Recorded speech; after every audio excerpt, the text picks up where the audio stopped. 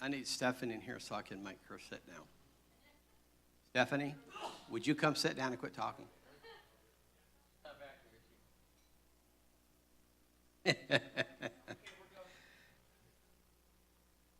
Okay. On practical ministries, this is the last week, and most of you know that Pastor Jeremy's out of town, and so I'm filling in for him tonight. And the final assignments, of course, attend all sessions. Looks like you're doing that pretty good. And then the study questions from Bell's book, Betty Bell's book, and I hope that you're working on those. I saw those inside the notes. And then write a 3 to 5 page reflection paper about what you learned from this class in regards to the importance of helps ministry in the local church. You may include examples of areas that you have served before and the impact and results that you have experienced. You may also include areas of helps ministry that you would like to serve in the future. And from what I understand, your paper is due 30 days after tonight. And of course, if you did it in 28 days, you could bring it to Frank's last class, or you could just email it to Jeremy, and he will grade it for you and send it back. It might be better actually send an email, because that way it doesn't go through a process to get there, right? Is Jeremy okay? Everything okay? He's fine. He's on vacation. Yeah, he got a surprise vacation. His wife won at work, and they had to leave within 3 days to Mexico, airfare and all, and even spending money to go. So it was pretty awesome that he got to go. So we decided to give him off and say, okay. You know, Jeremiah have known each other. He was one of my Bible school students 20 years ago. And he was just a youngster. He's still a youngster in my opinion, but 20 years ago. And he went through curriculum. And actually then I had a 4-year school. And so I was teaching him and then coaching him as a member of the pastoral staff where the school was. And then I became a part of that pastoral staff, and then I was his boss. So we've had a side-by-side. Our offices have been beside each other since 2006. And you probably know already, but Jeremy is a very faithful man and has the ministry of helps in his heart, for sure, and the right person to be teaching this class. Also, just a little more history, but back in 1979, I met Buddy Bell because we were in the same church in Tulsa, Oklahoma. And he was just starting in the ministry of helps at Fellowship, Faith Christian Fellowship, pastored by then Buddy Harrison, which was Kenneth Hagin's son-in-law. And so then he and I met again about 25 years ago. We were doing a Ministry of Helps and Leadership Conference, and we both ended up in the same place near Boston. And so I got to reconnect with Buddy there. So he is probably one of the most premier Ministry of Helps guys. I've watched him work for mega churches, behind the scenes, helping some of the biggest churches in America. So I hope that you're enjoying the book. If you ever meet him in person, are you watching any videos of Buddy Bell or anything like that you're watching? He's one of the funniest guys you've ever seen in your life. So he's an awesome guy. So I'm glad that Jeremy has that book for this class. Now, I handed out an addendum that I'll use here in just a little bit, but I'm at the top of the page where it says Practical Ministries Lesson 7. Is that your understanding of where we are in these notes? The word helps to give or to provide what is necessary to accomplish a task or satisfy a need, to contribute strength. And I know you've gone through many of the people and persons, we should say, in the work of the work of the Ministry of Helps, because the Holy Spirit himself is called a helper. And so he's in the ministry. When we don't know what we should pray for, as often the Spirit helps our weakness. And so the Holy Spirit is in help. So, hey, that's good company to be in if I'm going to be in the ministry of helps. Giving you a little bit more biography. My first acknowledged ministry was the Ministry of Helps. I answered the call of God when I was 15 years old. Gave my life to Christ in March of 1973, and then shortly after that, and there was a real move of the Holy Spirit going on in our Baptist church, and several young men answered the call. I was one of those. I had a problem. I was paralyzed with fear, so I didn't speak publicly for another 6 years.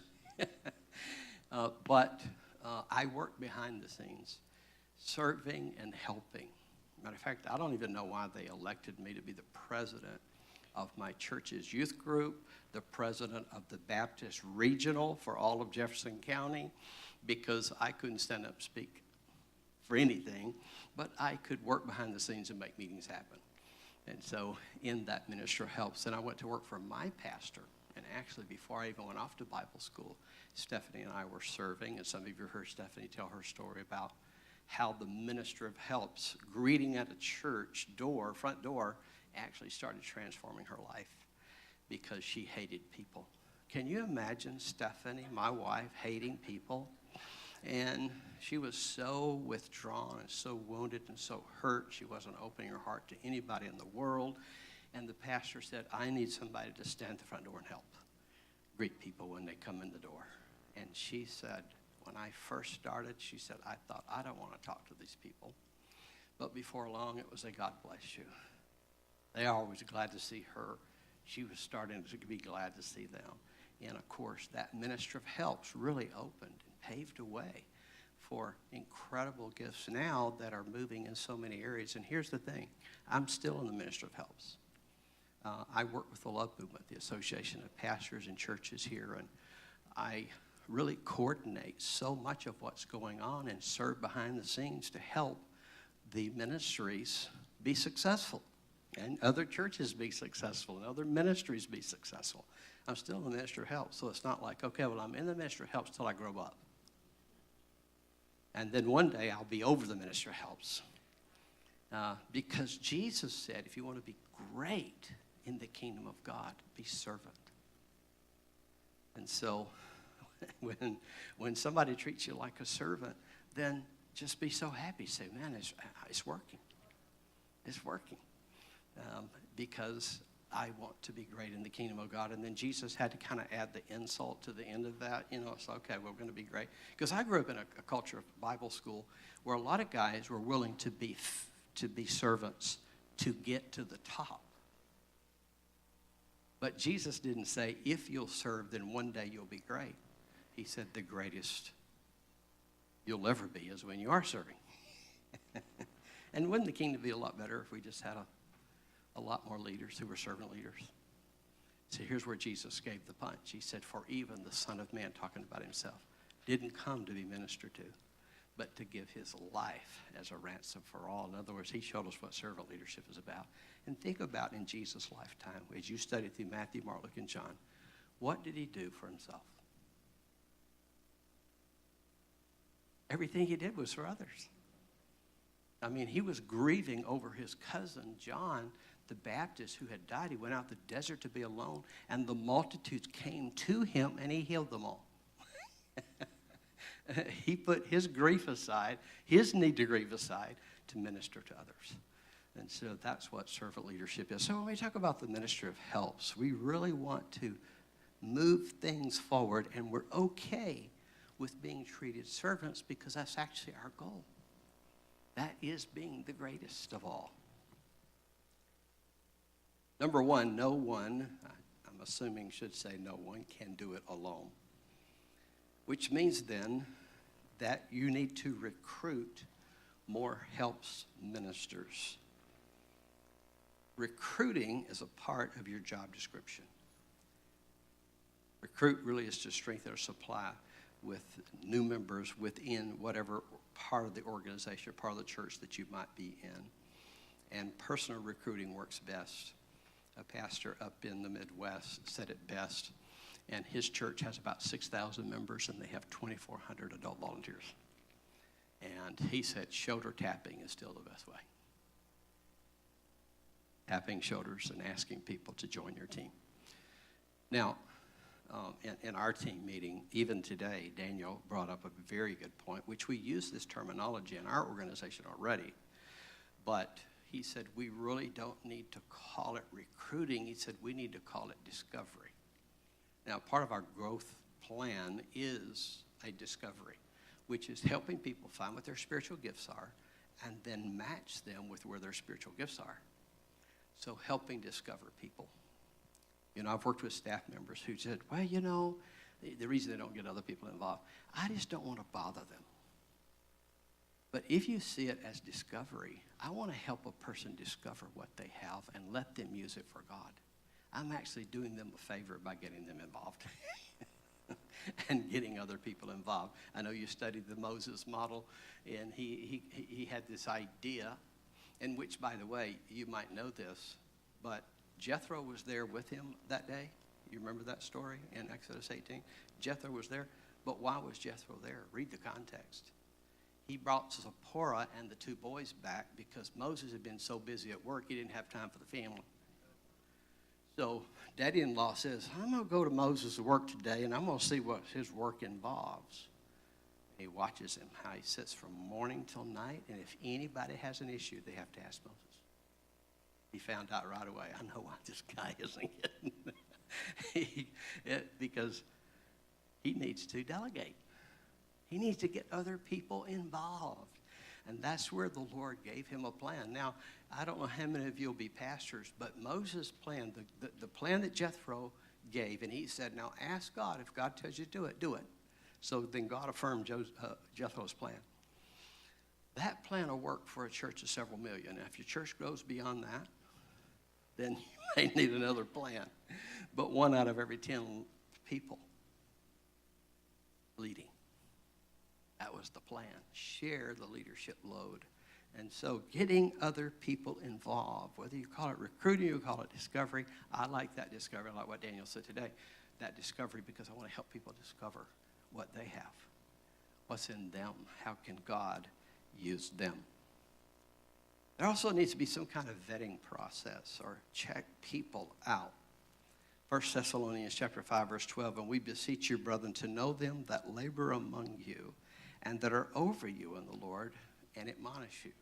So get to know the people that you're working with. And Pastor Jeremy, obviously, is over our children and youth ministry, and we have a little extra vetting that goes on for children and youth because of even the legal ramifications of having people working with children and youth that haven't been properly checked. We have to have FBI background checks to be sure they're not sexual abusers, they don't have anything in their history of violence and things such as that, to be sure that we're putting safe people in the classrooms with our children. And so, but this checking people out. And so often the church is so desperate for volunteers. Somebody comes in and we're so desperate we just put them in before we check them out. I remember the leaders of our Bible school back many years ago said it's a whole lot easier to pray people in than it is to pray them out. And so people in the wrong place, you haven't taken time to get to know them. They haven't got time to get to know you. And so whatever church you're a part of, be sure that there is some kind of vetting process and even getting to know process. We have a new members track and teach people, help them discover their spiritual gifts. We've got several things that we're going through. It's not because we doubt everybody. I want to be sure that they understand where our vision is. And if God's calling you to our church, are you in agreement with where this church says it's going? And so that we don't have a conflict. You get down the road and say, well, I didn't know you believed that. I didn't know you were headed that direction. I know this is this kind of church. It was so funny. I used to make a joke sometimes, and now I've got too many Presbyterians to make this joke, but I say, you know, it's mighty quiet in this Presbyterian church. And so this little sweet girl lady who had gotten saved under our ministry came up to me. She said, you know, I've been going to this church for 9 months, and I never knew this was a Presbyterian church. Well, of course, we weren't a Presbyterian church, but I'm just saying people ought to know what kind of church they go to, right? So it's a getting to know each other, and he actually says that in that verse right there. Knows those that labor among you and those that are over you. Get to know the relationships within the people. So have some kind of process to do that. And, of course, Moses was told, select capable men who fear God, are trustworthy, and hate dishonest gain. And the marginal reading says select by insight of the King James Version. So be perceptive about who you're recruiting and bringing them in. So you want to know, that's to possess information. And then talk to people who know them. And by the way, one of the greatest ways to recruit people is to ask the people already on your team who they know that might like to work on the team. Because there's already a natural relationship going on there. There's also some sense of this person is known by someone. And so there's a good way to get people in there. If you're over a greeters ministry or an ushers ministry, over sound ministry, over a music ministry, who do you know? And go through your teams to help them start connecting people in relationship to who they know. And then, of course, a ministry team application. And Jeremy noted down here that people who work with kids and our money need a background check, and we ensure that we do that in our ministry. Frank was just listening to while I was doing some copying in the office the other day. and Pastor Frank, by the way, will be teaching history of the Bible starting next Monday night.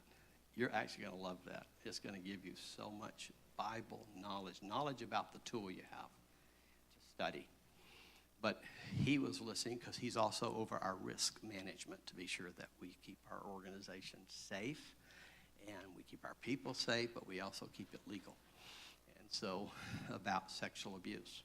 And they said one of the things about sexual abusers is that they do go from church to church. And if you have a process that they have to go through, they generally just pass on to the next.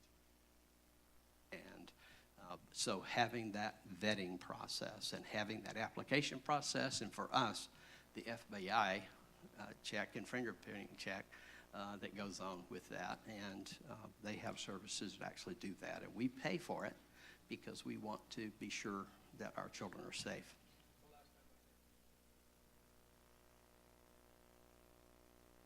Yeah.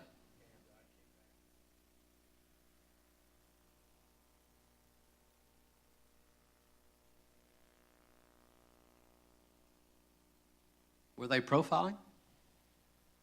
You?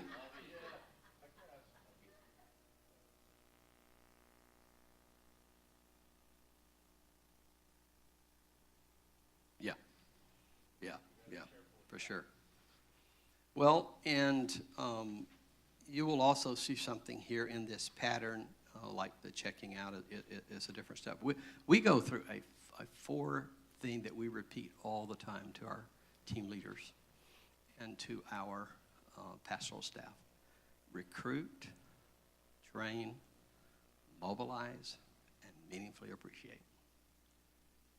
Recruit, train, mobilize. So what does that mean? Recruit means obviously get people on your team and invite them to be on their team.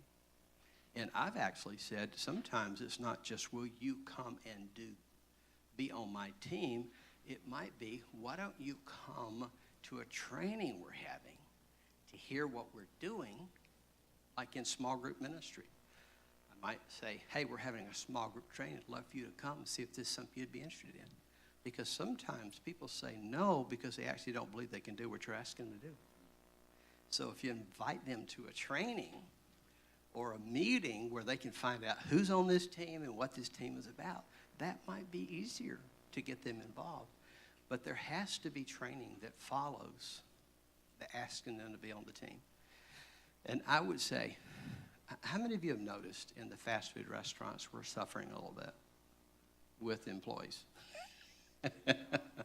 And not just fast food restaurants, Dennis, I'm sure. Everywhere. But in the fast food, you'll see that. And let me tell you that the successful franchises focus on training. Successful franchises focus on training. Let me tell you, successful churches focus on training.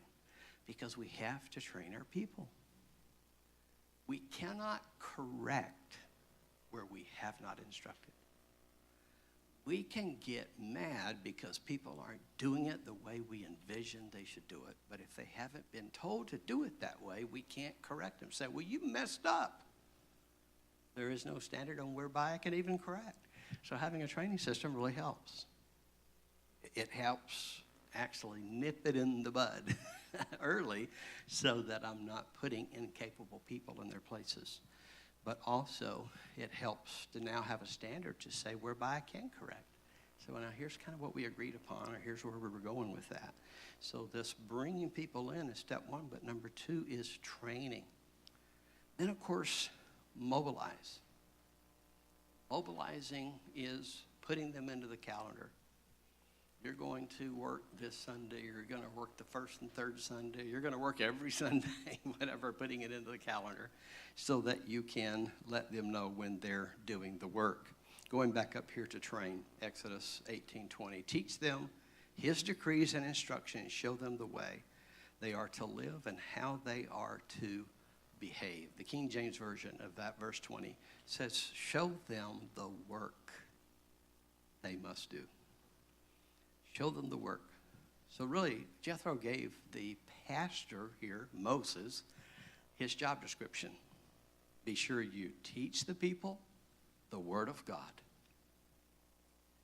I go back to the King James because that's where most of my memory verses comes in. But he said, teach them the ordinances and laws of God and take their causes to God, which really means pray for them. Teach them the word, pray for them, show them the way they must walk, so be an example to them. But then teach them the work they must do. If we do not engage the whole body, as I've heard me talk about having a stroke in 2001 and being numb on my right side. I'm still numb on my right side. Thankfully, I have just a little bit of challenge with mobility. But what if half of our body is paralyzed? And often the church, if we get 20% of our church volunteering, we think we have a healthy body. We use the 80-20 rule and we're kind of happy about it. But what I want 80% of my body to be paralyzed? How functional will I be? Well, we are Christ's body. So getting the whole body healthy is a very critical part of that. And we do that by teaching the word, praying for them, being an example to them, but then show them the work they must do. We want to put people in a position to succeed. Tell, show, do, and do with them. Stephanie works on a model that I think really is well. Show them, then do it with them, then let them do it, and you watch, and then let them do it. Kind of go through a four-step process with that, which, by the way, Stephanie is my number one recruiter and mobilizer. And, of course, I understand it because nobody can tell her no. I couldn't tell her no when she begged me to marry her. So I understand how that works. You know how silly that is. Then mobilize. Ephesians 4:11 and 12, Christ himself gave the apostles, the prophets, the evangelists, pastors, to equip his people for works of service, so that the body of Christ may be built up. And so helping to mobilize these parts of the body, equipping them, and then releasing them. And meaningfully appreciating. I love this 1 Thessalonians chapter 5, verses 12 through 13 passage. And we urge you, brethren, to recognize those who labor among you and are over you in the Lord and admonish you, and to esteem them very highly in love for their work's sake. So saying thank you, esteem, to regard highly, regard with great respect, really doesn't have to be expensive. You can't be giving volunteers bonuses. We talked about this church a moment ago, 2,400 volunteers in the church. They can't pay all those volunteers. I've actually done consultant work with large churches and gone in, and the pastor had his budget stretched to the max because he was trying to pay every sort of kind of important position in the church. And and I just made one adjustment in the recommendation. I didn't make the adjustment. I recommended an adjustment. He followed my advice. But I said, you could cut your staff in half here if you'll just change one philosophy. And that is your pastoral staff are equippers and releasers of ministry in volunteers instead of trying to pay volunteers. Now, that's not to say when an organization gets big enough, you won't have any paid volunteers. Well, they won't be volunteers if they're paid. But I mean that you wouldn't start paying somebody who was doing a volunteer role, because now you've got to be sure. For instance, we've been a set-up tear-down church for 10 years. The board was so smart because I came to them about 5 years ago and I said, our volunteers are getting a little bit tired of showing up at 5:30 and staying till 1:30 on Sundays. They said, well, why don't we hire some of our young guys to do that? And so we hire some young guys that have to be there every week. And then if volunteers come early and help, that's fine. If they stay over and help, that's fine. But we always have that dependable team. So in that context, and it was a very smart idea. And morale went up quite a bit too, so that was a good thing. Very brilliant. Stephen and I have done so much so long with so little, we're now qualified to do almost anything with nothing. And so I was trying my best not to pay any of that, but they were so smart to say, let's do it. In the age in which we live, email, text, a card, word of encouragement, small gifts, sometimes a helps dinner, meaning you get your team together and have dinner together. There's all different ways to meaningfully appreciate. Probably the most effective is looking somebody in the eye and not just saying good job. How many have read any of Ken Blanchard's books? A great guru in management and leadership. And he wrote a book many, many years ago, The 1 Minute Manager. Yeah, The 1 Minute Manager. And here, I won't give you all three of his. He had 3 minutes. But one of them was the 1 minute encouragement. And he said, don't just say, good job, but be specific about what you're thanking them for. I really like the way you always show up early, and I can depend on the fact that the door's going to be open because you're going to be here. And I don't really have to worry about that, and I want to thank you for your efficiency. Now I'm being specific about what they did, not just good job. Because that's so broad, isn't it? So be specific and that meaningfully appreciate. I heard in the conversation with Pastor Craig a moment ago that you guys have been discussing are really a volunteer versus ministry helps. I want you to look at your paper I handed out, Practical Ministries Addendum.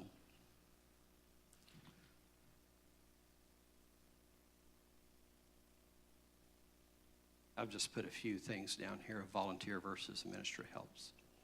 A volunteer fulfills a task. The minister of helps finishes the job, completes the job. I could say when we came in the auditorium and I've got an usher and I'll say, well, I really need you to get the offering plates or the offering buckets together and get them ready for the offering. And then they go get the offering buckets, they get back, and they come back and say, what else do I need to do? Say, well, we need some prayer cards and those ready to hand out too. Okay, they go get the prayer cards, come back and say, now what else do I need to do? They can do whatever task you tell them, but a minister of helps sees the need, completes the job, and doesn't have to keep bothering the pastor or the leader to get every individual detail. I told you my first acknowledgement of a ministry was in the ministry of helps. When I first came back from Bible school, I went back to my home church. And I remember the first service I was back. And the pastor said, do we have any visitors in the room? And 3 people raised their hand. And the ushers left the room. Why did the ushers leave when they asked if we had any visitors? They hadn't got the visitor package together. Now, there's a couple of things here. First of all, they weren't expecting any visitors. It was a relative new church plant. I've been doing church planting a long time. I helped my pastor start that church in 1977. And so they weren't expecting it. And so they went and gathered all the stuff together. So it took a while, probably 5-10 minutes for the visitors to get their cards. The offering supplies weren't ready to take an offering. And so I've got the minister of health, so what do I see? What if we got here early and made sure all of our supplies are ready to serve people, and let's start preparing our team to have visitors and what we would do with one if we had one. There were no greeters at the door. And we were in a school where you had to find the auditorium. And so if you're the first time on campus, how are you going to get there? So then I started recruiting and training greeters, training the ushers, getting the different parts of the ministry to say, what is it? So that's what I mean by there's a difference between just fulfilling a task. Okay, I can do something if you just tell me everything to do. But a ministry of helps is going beyond that and completes the job. The volunteer may see the short-term need, but the minister of help sees the bigger picture. What are we trying to accomplish here? Volunteers follows orders. Ministry helps acts independently. And a volunteer kind of says, well, I'm a volunteer, so if I don't show up, it'll be okay. Kind of hit and miss. But when you know that you have a call to the ministry helps, faithfulness is paramount. I'm going to be there because I said it would be there. Because that's my ministry. I'm not just volunteering. Making that shift in any church makes the church so strong. And we'll see some verses that tell us how strong that actually is. Now, without doing an eschatological study on the book of Revelation, and I apologize, but I think I replaced it with a better course. We used to have a course called eschatology where we studied the whole book of Revelation first in our school. But let me give you just a real quick highlight. It has to do with the church. The book of Revelation has common messages to the church. You've noticed in chapter 2 and 3 that he talks to 7 churches. Maybe you've heard series and other things on the 7 churches in Asia Minor.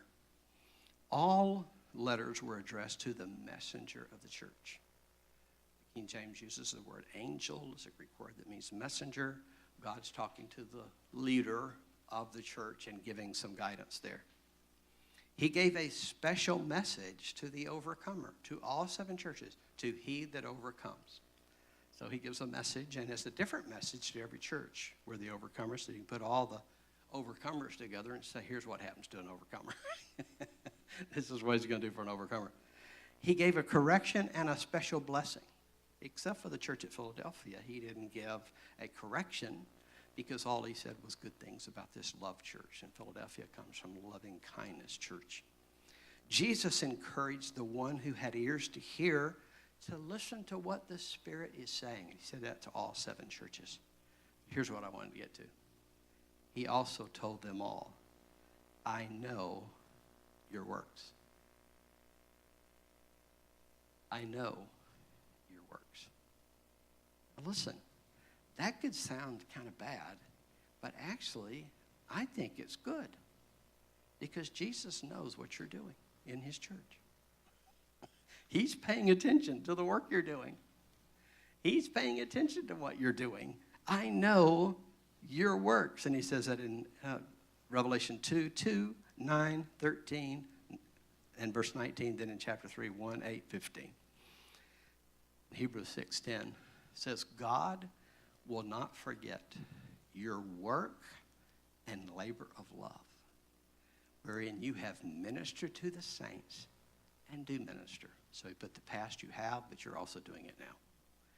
And so God's not going to forget your work. He's paying attention to your work. And we just read Ephesians chapter 4.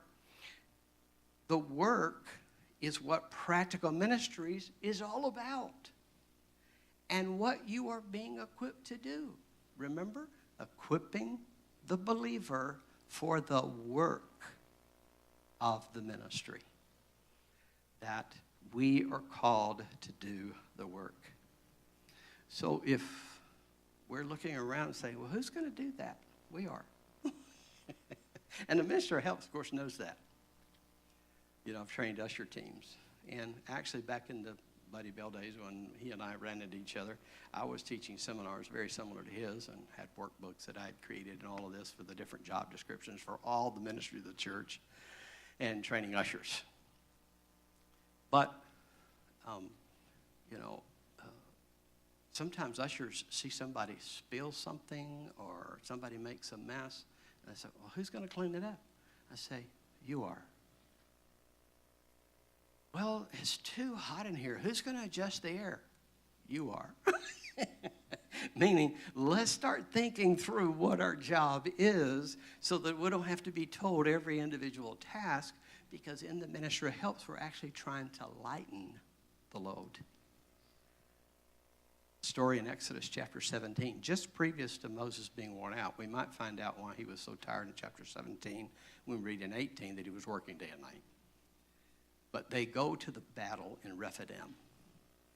And there, God says, I want you to hold the rod that I gave you in your hand. And it says Moses held it up, and as long as he held it up, Israel prevailed. But when his arms came down, Amalek prevailed. So Aaron and Hur, you know the story well. We don't know who she was. We just know her name was Hur. Just kidding. H-U-R. Aaron and Hur came on each side and held his hands up to the going down of the sun. I love the King James language because chapter 17, verse 13 says, so Joshua, who was the general, discomfited Amalek with the edge of the sword. I'm sure it was pretty uncomfortable to have swords run through you.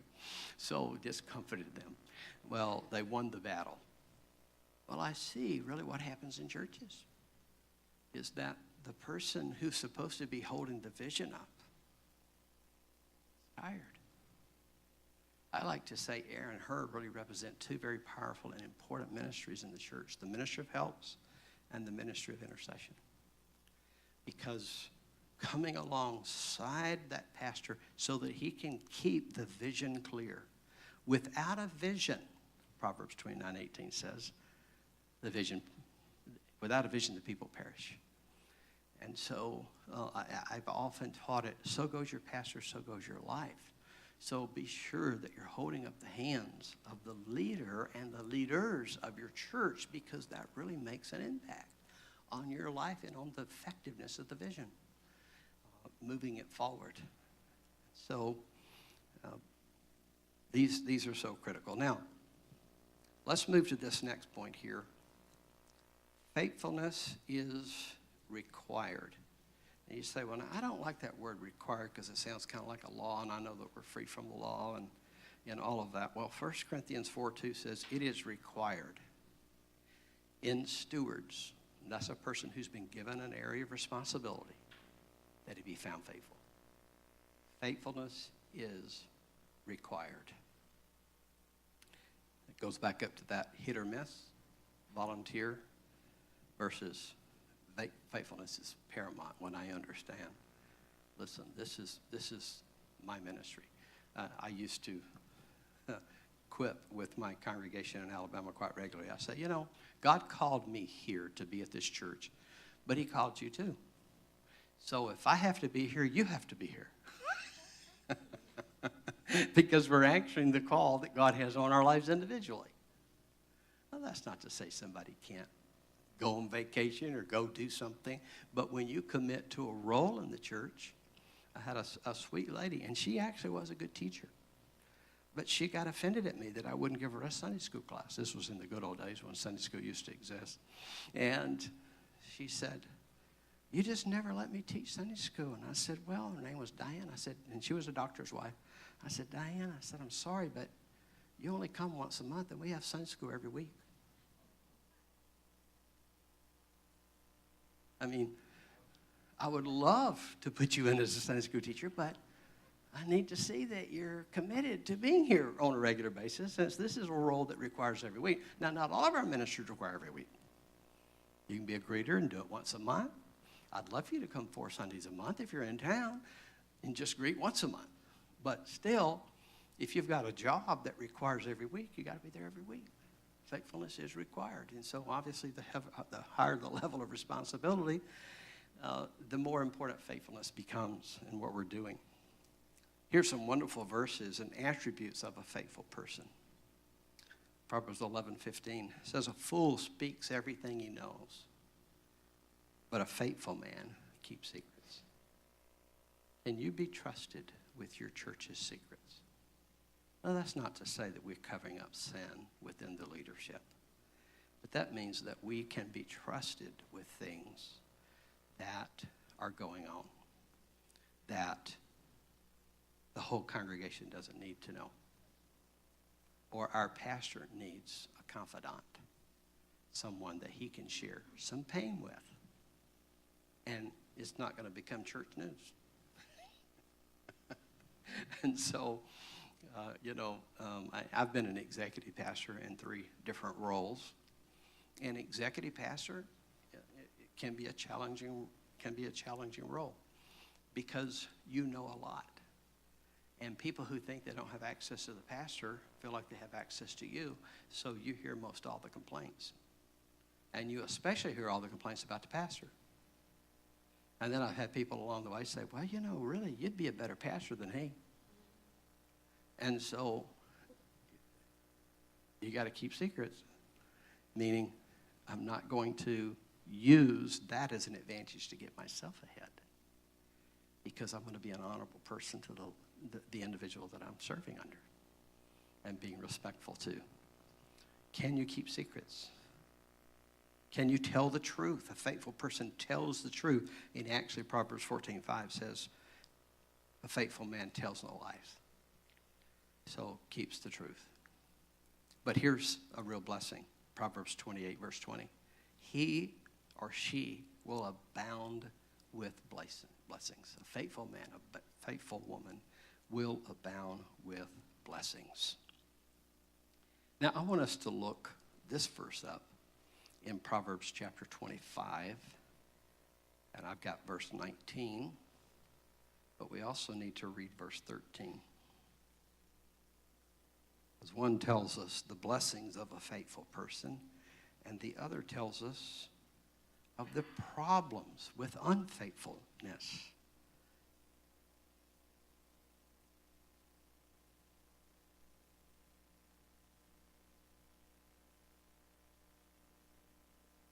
Translation I'm reading from here, the New International Reader's Version.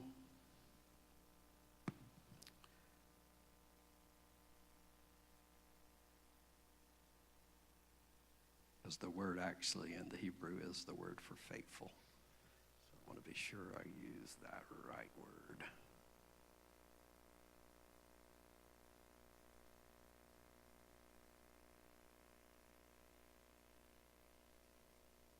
Verse 13, like the cold of snow in a time of harvest, is a faithful messenger to those who send him, for he refreshes the soul of his masters.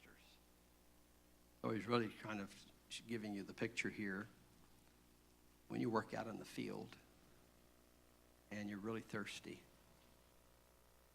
nice drink of cold ice water would be so refreshing. He said it's like the cold of snow.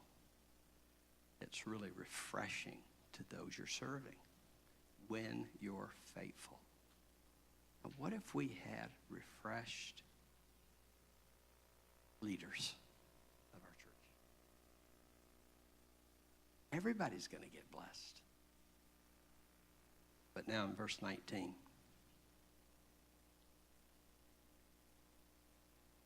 Confidence in an unfaithful man in the time of trouble is like a bad tooth and a foot out of joint. Now, I've taught church leaders for years. I told you in these seminars, but here's what I'd always say.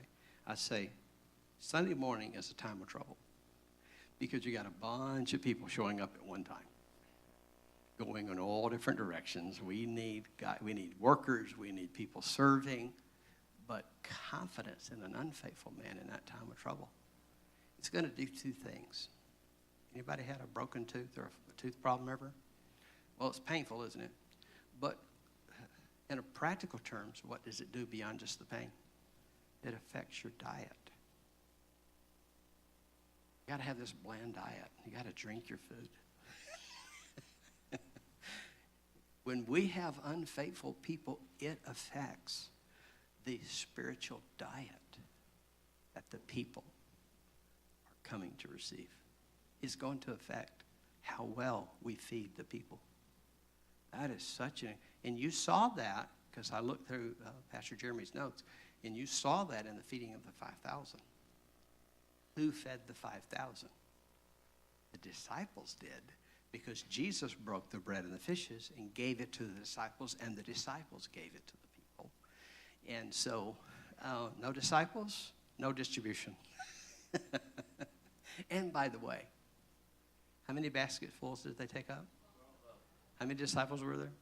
I'm telling you, when you serve in the ministry of helps, God will make sure your basket is always full. It is so wonderful. And I've experienced that over and over and over again, to feel that basket being poured out because of serving. It's very powerful. And so it affects the spiritual diet of a church when there's unfaithful people involved. But it also affects the mobility, foot out of joint. I've got a foot out of joint. But thankfully, I'm able to put a brace on it so that I can walk around. 75% normal. But our churches, and I use that in the plural sense, our many churches become immobile in their vision because the people aren't stepping up to the plate. I felt so passionate for a pastor. I was teaching in a seminar, and he's time for questions and answers. He said, well, now, you talked about using faithful people. He said, what if all you have is unfaithful people? I said, then you start with unfaithful people. Yeah. Yeah, it's tough, but you got to start with unfaithful, if that's all you got. But now start teaching on faithfulness and the benefits of faithfulness, because there is such a huge benefit. I've been trying to teach leaders this for years. If you could just be faithful at something long term, you're going to see growth. You can go to, whether you call it a PTA or a PTO meeting. Steph and I both were involved in our kids. Our kids didn't go to a Christian school. They went to public schools. And we decided as missionaries we were going to help impact our kids' schools. But, I mean, you could go 6 meetings in a row, and nobody goes 6 meetings in a row, so they just elect you to be president. Stephanie became a part of this, what was called then CCC, but it was Committee on Church Cooperation. The sad thing was that 95% of their funding didn't come from churches at all. It came from business partners in the community who actually wanted to help people, but they were so sweet to put the word churches in their name. Committee on Church Cooperation. It was really an organization that was set up, very beautifully organized, to help take care of needy people. And they had a vetting process, and the Office of Human Resources in the community actually gave them an office so that, but Stephanie, just as a representative of our church, I asked her to go to represent our church because we cared about it, and we were a church that was supporting it because we cared about the needy in our community. But she went probably 6 meetings in a row, and they elected her to be president. And she did so well at going to the churches to get the churches involved. It started off 95% was business supported, but after the end of 3 years, she had 50% of her support coming from churches. She had gotten a lot of churches involved. She'd go to the Baptist Association meetings with 50 pastors and talk to them about how they could get involved in helping the needy people. And so she did such a good job. At the end of 3 years, that was the term limit. They voted to change their corporate papers to extend it to a 5-year term, so they'd get her 2 more years. But just showing up every month to a meeting. Faithfulness promotes you. And there's so few that really, there's job security for people who will be faithful because there's not a lot going around these days. And so you really can get involved just by being faithful and being committed to that faith. So if we could just increase the spiritual diet and also the mobility of our vision so that the church vision can move forward. Now, what about the missionary? Does the missionary need the ministry help? Yes. Does the evangelist need help? Yes. Now, let me just get on one of my little pet peeves here, platforms or soapbox, whatever you want to call it. We've created an animal called parachurch. That was never God's idea. Because by definition, it's apart from the church. And he gave the apostle, prophet, evangelist, pastor, and teacher for the perfecting of the saints, for the work of the ministry, that he really wanted all these ministries. We created this separation because the church didn't embrace the evangelist. The church thought missions was somebody else's job. And so I'm not to say that we need to close all of our missionary organizations down because they're doing great work. We're not shutting our evangelistic association. But what if the church embraced and actually we had people in our church who served the evangelist because we equipped them in our local church to care about the harvest, to care about the evangelist ministry, to care about the missionaries who are impacting. And so now I've been working on a church model like that because I believe in it so much. But really getting outside and realizing we've got a lot to do. And if we could do it in and through the church, we send volunteers to the food ministries in our community.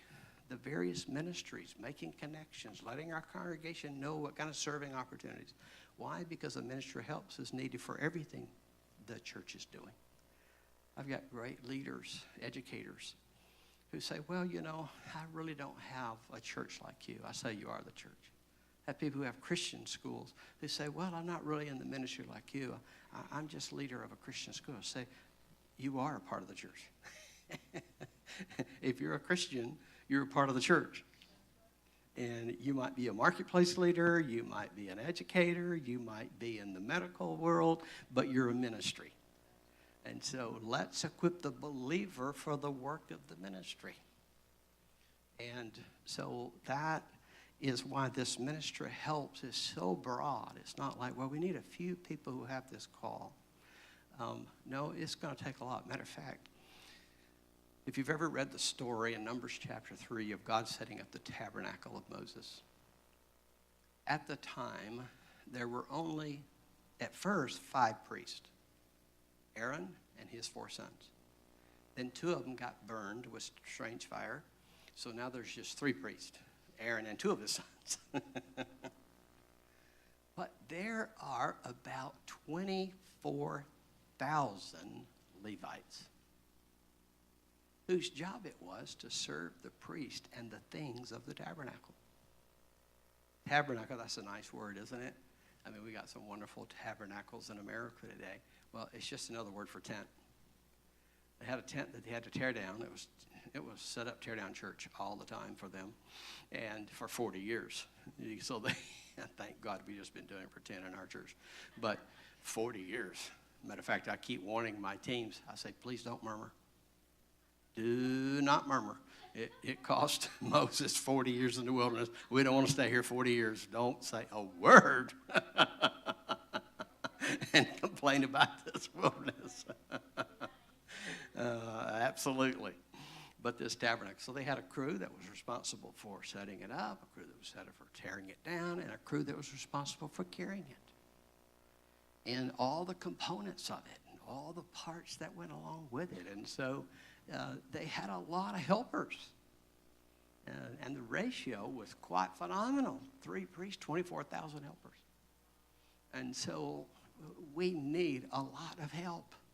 There's a lot of work to do. So this ministry of helps is such a valuable ministry.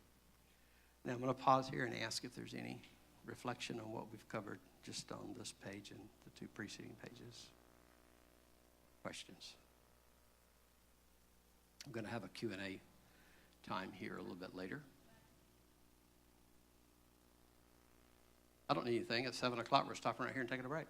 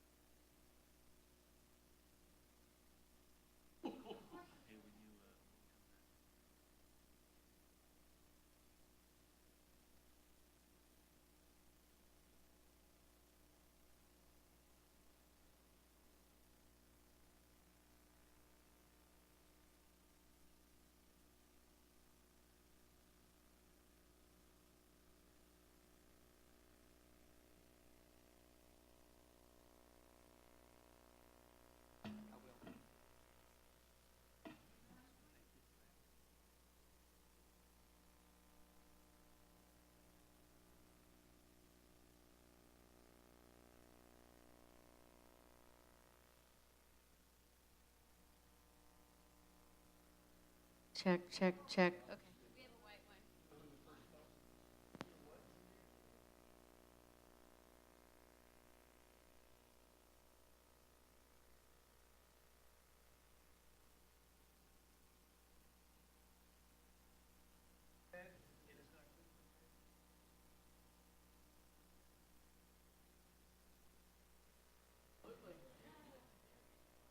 First person in the ministry helps.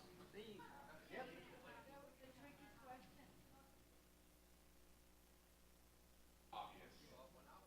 When I was born, the Lord said he needs help.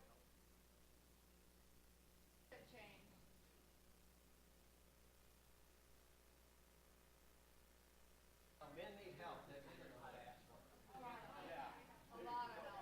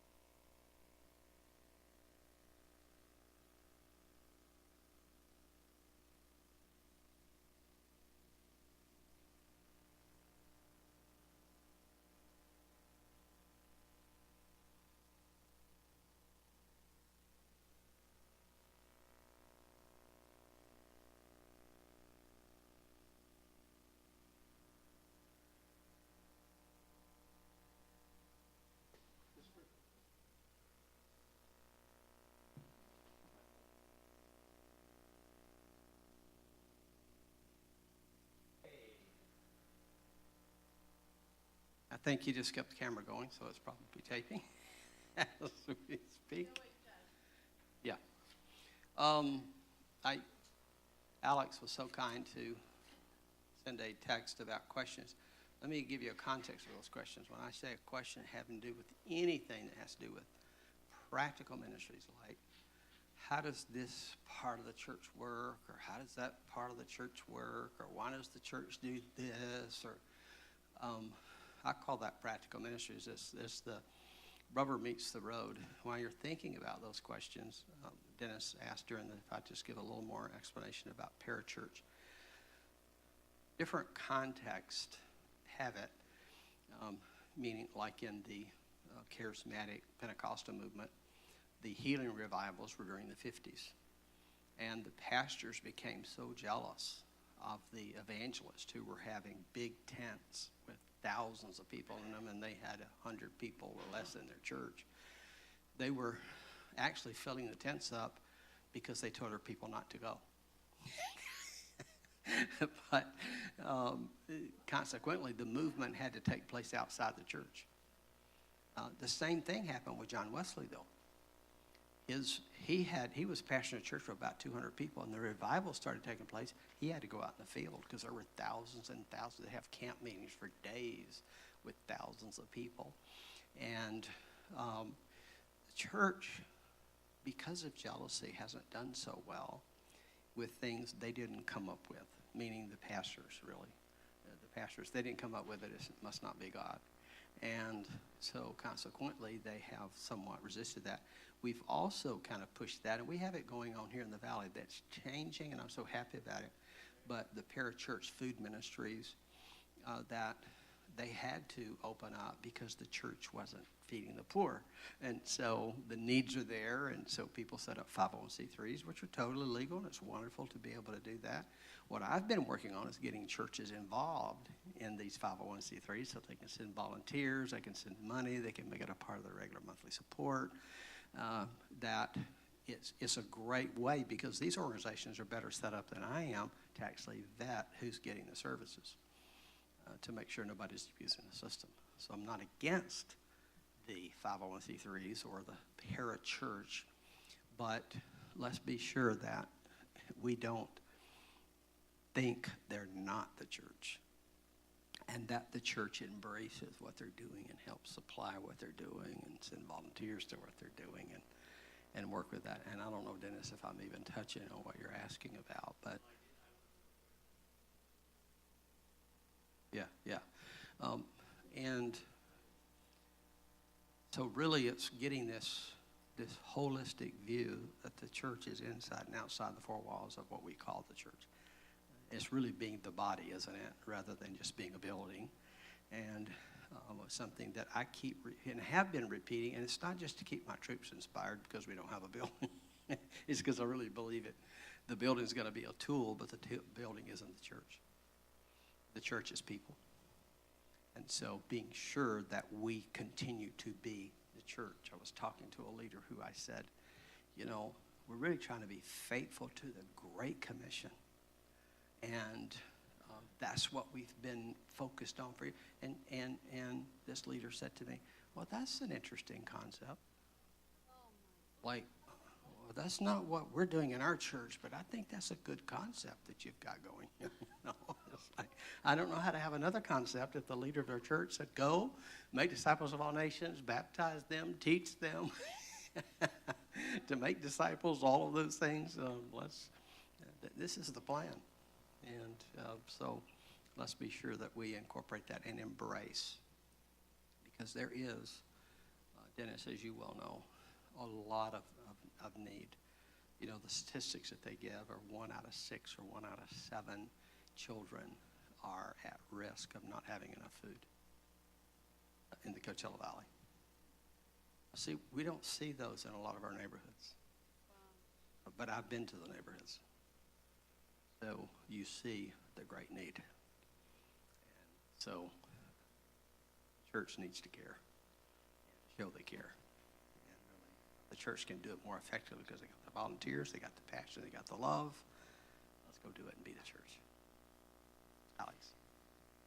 when I volunteered for the small groups, which was an idea that I had about setting up a small groups table, I was really committed to it, and I was able to do it for quite a while until my work got the better of me, and so I was conflicted, and I felt a little bit, not from you, but my own conscience, a little condemned, because I had a good start, but I can't be there every weekend because of my real estate business. That's when people want to look at houses. That's when open houses are held. So how do we work around that to where we can have our cake and eat it too, to where we can be faithful and we're not considered unfaithful if we can't make church because we have work, and yet still participate in the great vision that our pastors have?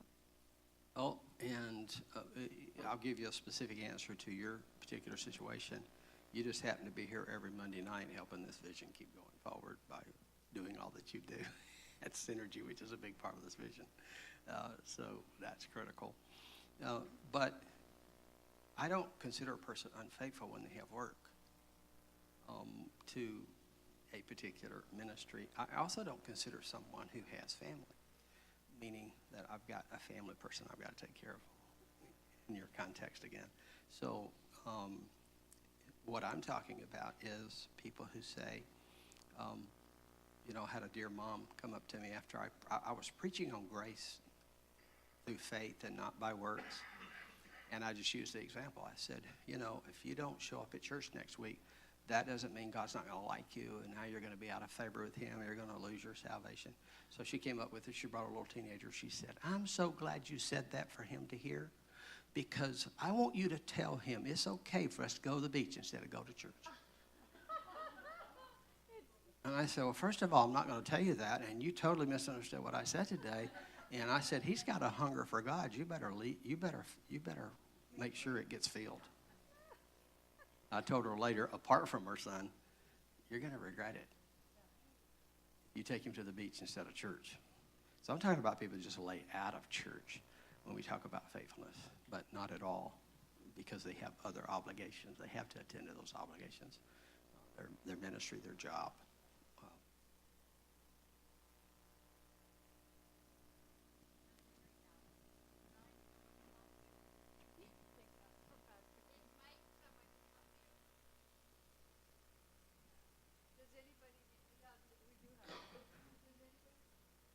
Any other questions? Okay. Well, if some come up when we're talking and say, well, I just never knew why the church does this or the church, I just thought I'd give that opportunity for you to talk about it. Let's look at Matthew chapter 25. Now, as you well know, I believe that every verse lives somewhere. It has an address.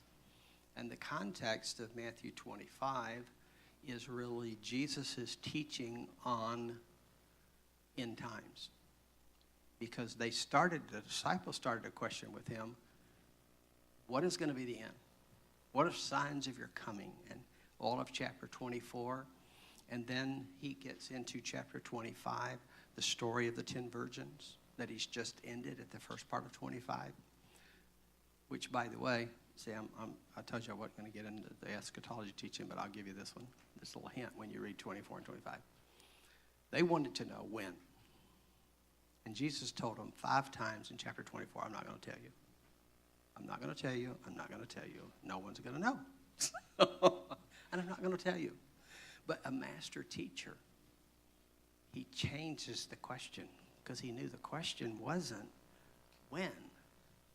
He said, but what shall the Son of Man find you doing when he comes? Will he find you faithful? Then he goes into the 10 virgins, which is a story on faithfulness. The 5 faithful, the 5 unfaithful, the 5 wise, the 5 unwise. And then he picks up in verse 14. He says, a certain man traveling into a far country called his own servants and delivered unto them his goods. Now I'm just quoting verse 14 there, Matthew 25. Called his own servants and delivered unto them his goods. Now, just that phrase right there is so awesome, Because really, if you have any sense of a call in your life to do something for God, he gives you the goods to do it.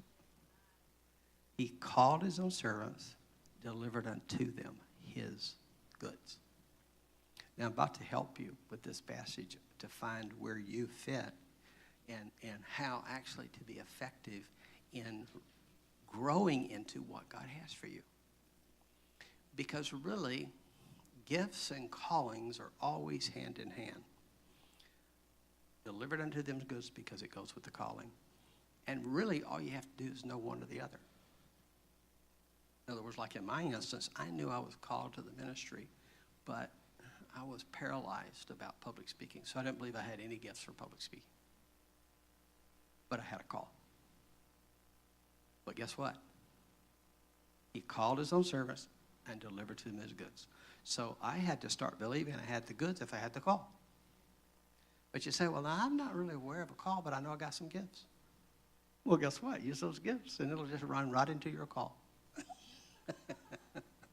Just use them. Because that's the parable that Jesus gives here. And I said that it's an end-time story because it says a certain master was going away, and he called his own servants. Now, do you know anybody who went away? Yeah, Jesus went away. And he called his servants, delivered unto them his goods. And after a long time in this story, it says, after a long time, he came back and reckoned with them. So a day of reckoning. And what are we reckoning over? If we understand grace correctly, is he going to come back and now he's going to punish us for our mistakes? No, he's going to ask us, what did we do with what he gave us? He delivered unto one 5, to another 2, and to another 1. And the one who had 5 went and used it and got 5 more. The one who had 2 went and used the 2 and got 2 more. Now, what principle do you see emerging here?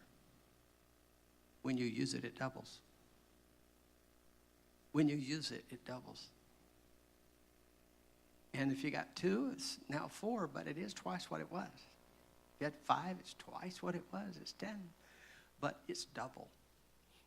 And he says the exact words, word for word, in verses 21 and 23. He says to the 5 and to the 2, thou good and faithful servant, enter thou. You've been faithful over a few things, I'll make you ruler over many things. Enter thou into the joy of the Lord.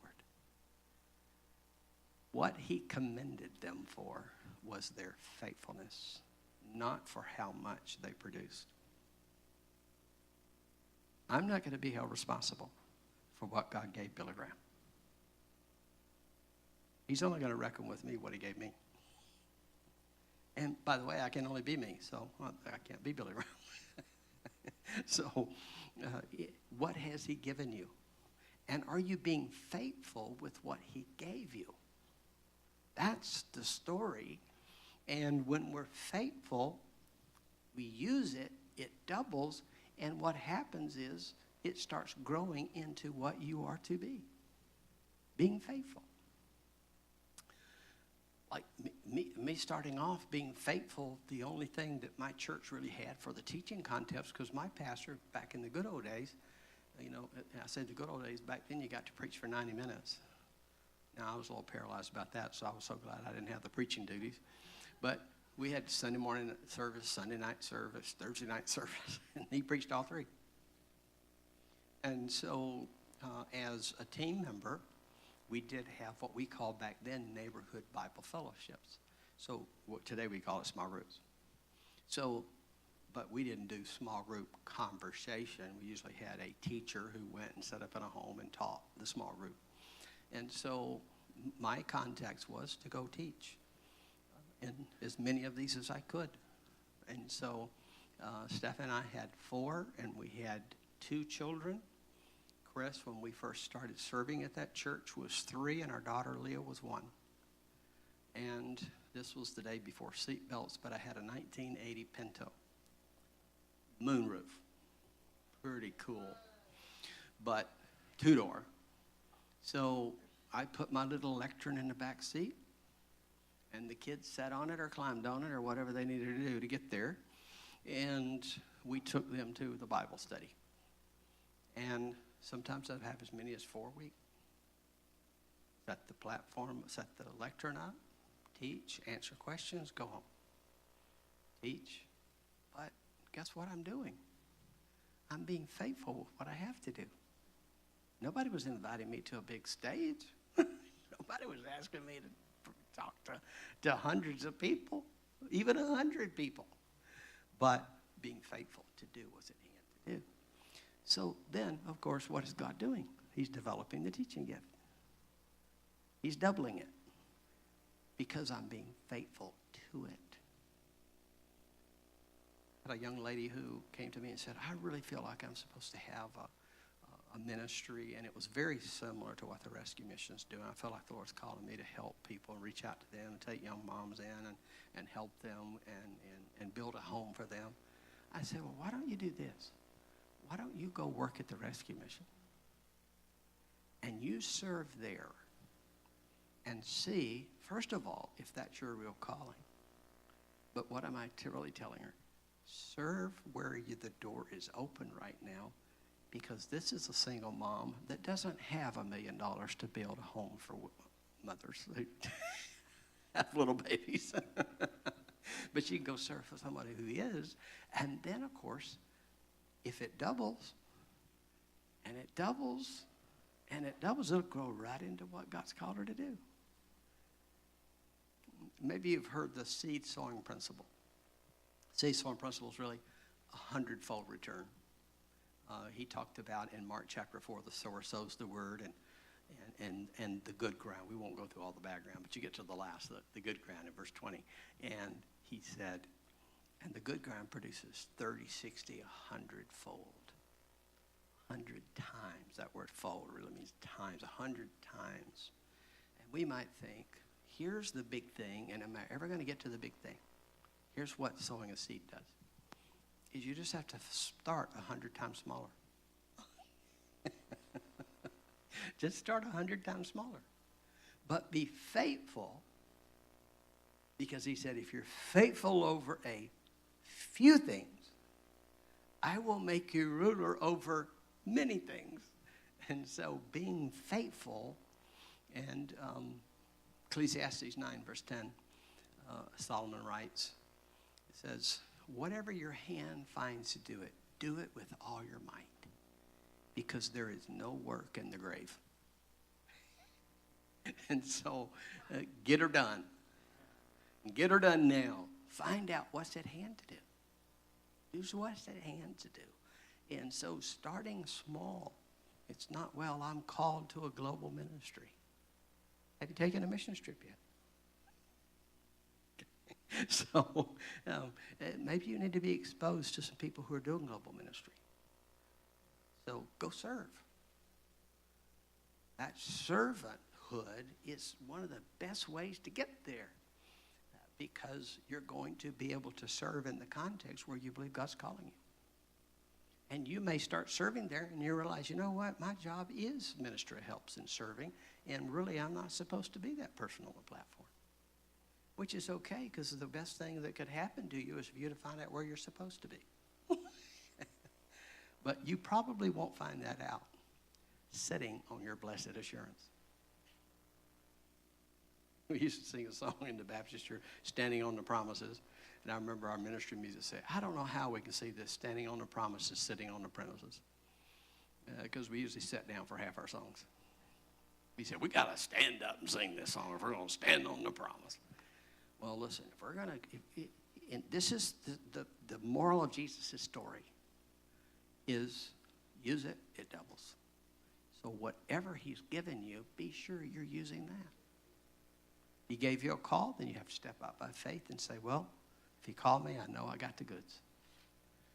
But if all I know is I got the gifts, I use them. And it's going to grow into my call, because they're always in tandem. Romans 11:29, the gifts and callings of God are without repentance. So God has put those two together. They're always in tandem. Now let's talk about the one in Jesus' story. Because it says the one went and digged in the earth and hid his Lord's money. And when the master came to reckon, he went to the five more, good and faithful servant. The two, good and faithful servant. He came to the one. And here's what the individual with the one. He really gives us a hint as to why people bury their gifts.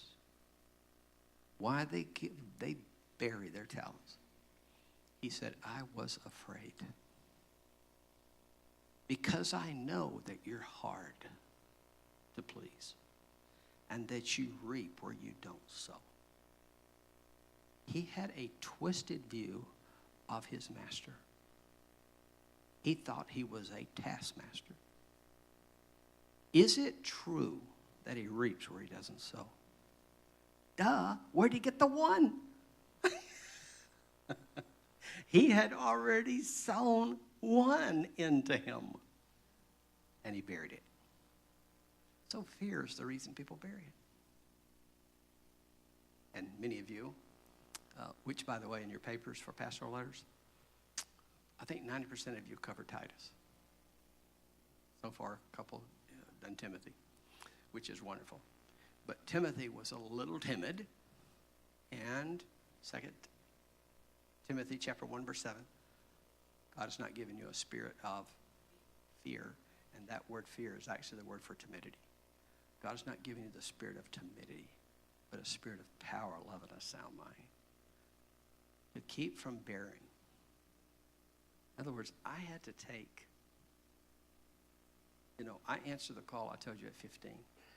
Well, Sunday night was kind of reserved for the young preachers in our church. And it was a good-sized Baptist church. So the pastor used Sunday night, so he would ask me and say, well, look, will you preach Sunday night? And I'd say, yes, sir. And then Saturday night, I'm calling him and saying, sorry, Pastor, I'm just sorry, I just can't do it. And I turned it down over and over and over again. Well, I never used it. I just kept it buried. So then, of course, after I came out of Bible school, and the wonderful thing about Bible school is, as you well know, is that you got this regular diet of the Word, and you start getting full, and then you think you're going to bust if you don't say something. So I come out of Bible school, and my pastor asked me to speak, and I said yes. But it was a disaster. I was so nervous, I swallowed in the middle of every sentence. I just couldn't get the rhythm of swallowing and breathing and talking. And it was just disastrous. Stephanie was so humiliated, and she has the gift of brutal honesty, so she told me how terrible I did and how embarrassed she was. And so, but I knew I was called. So I had to step up by faith second time. And I burned again.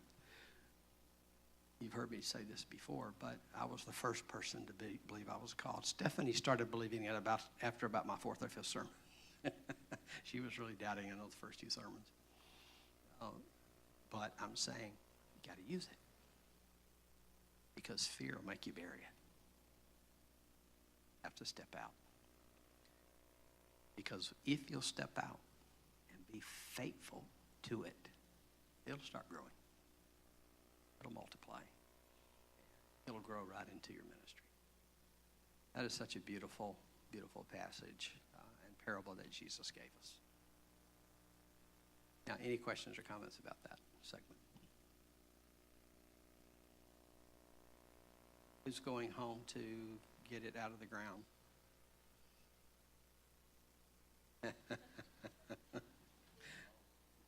Go use it. All of us, for sure. Absolutely. I remember having a professor back in 1979 who said, God will always ask you to do what you cannot do so that he can develop you to where you can. And I'll tell you, it's kind of, at first it's a little scary, but after a while it gets pretty exciting because you know he's going to show up. You don't feel like it, and you're a little bit like, okay, how is he going to show up? How is he going to use me in this context? But then after a while, it just gets kind of exciting. It's like, okay, I know he's going to show up. I know he's going to be there. And so it's pretty exciting to just step out, be faithful, what I have at hand to do, and then let him double it and turn it into something beautiful. Paul's son, and those big letter words there, Pastor Jeremy has this 21 irrefutable reasons why Jesus Christ is the greatest leader of all time. He started a faith that now has more than 2 billion followers, really about 2.4 billion in the world today, and has lasted 2,000 years. Jesus Christ epitomized the consummate servant leader. In fact, leadership guru Ken Blanchard, somebody we quoted a moment ago, said it best. The more I read the Bible, the more evident it becomes that everything I have ever taught or written about effective leadership over the past 25 years, Jesus did to perfection. He is simply the greatest leadership role model of all time. My friends Ryan Eller and Jared Murr at Live Your List proved my point. For the last several months, they conducted a leader versus leader tournament. That'd be an interesting game, wouldn't it? Leader versus leader tournament, where each leader was seated according to their leadership ability. Sounds like a Jesus thing.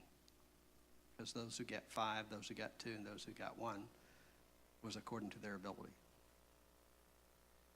Each matchup was voted by people all around the world to determine the greatest leader of all time.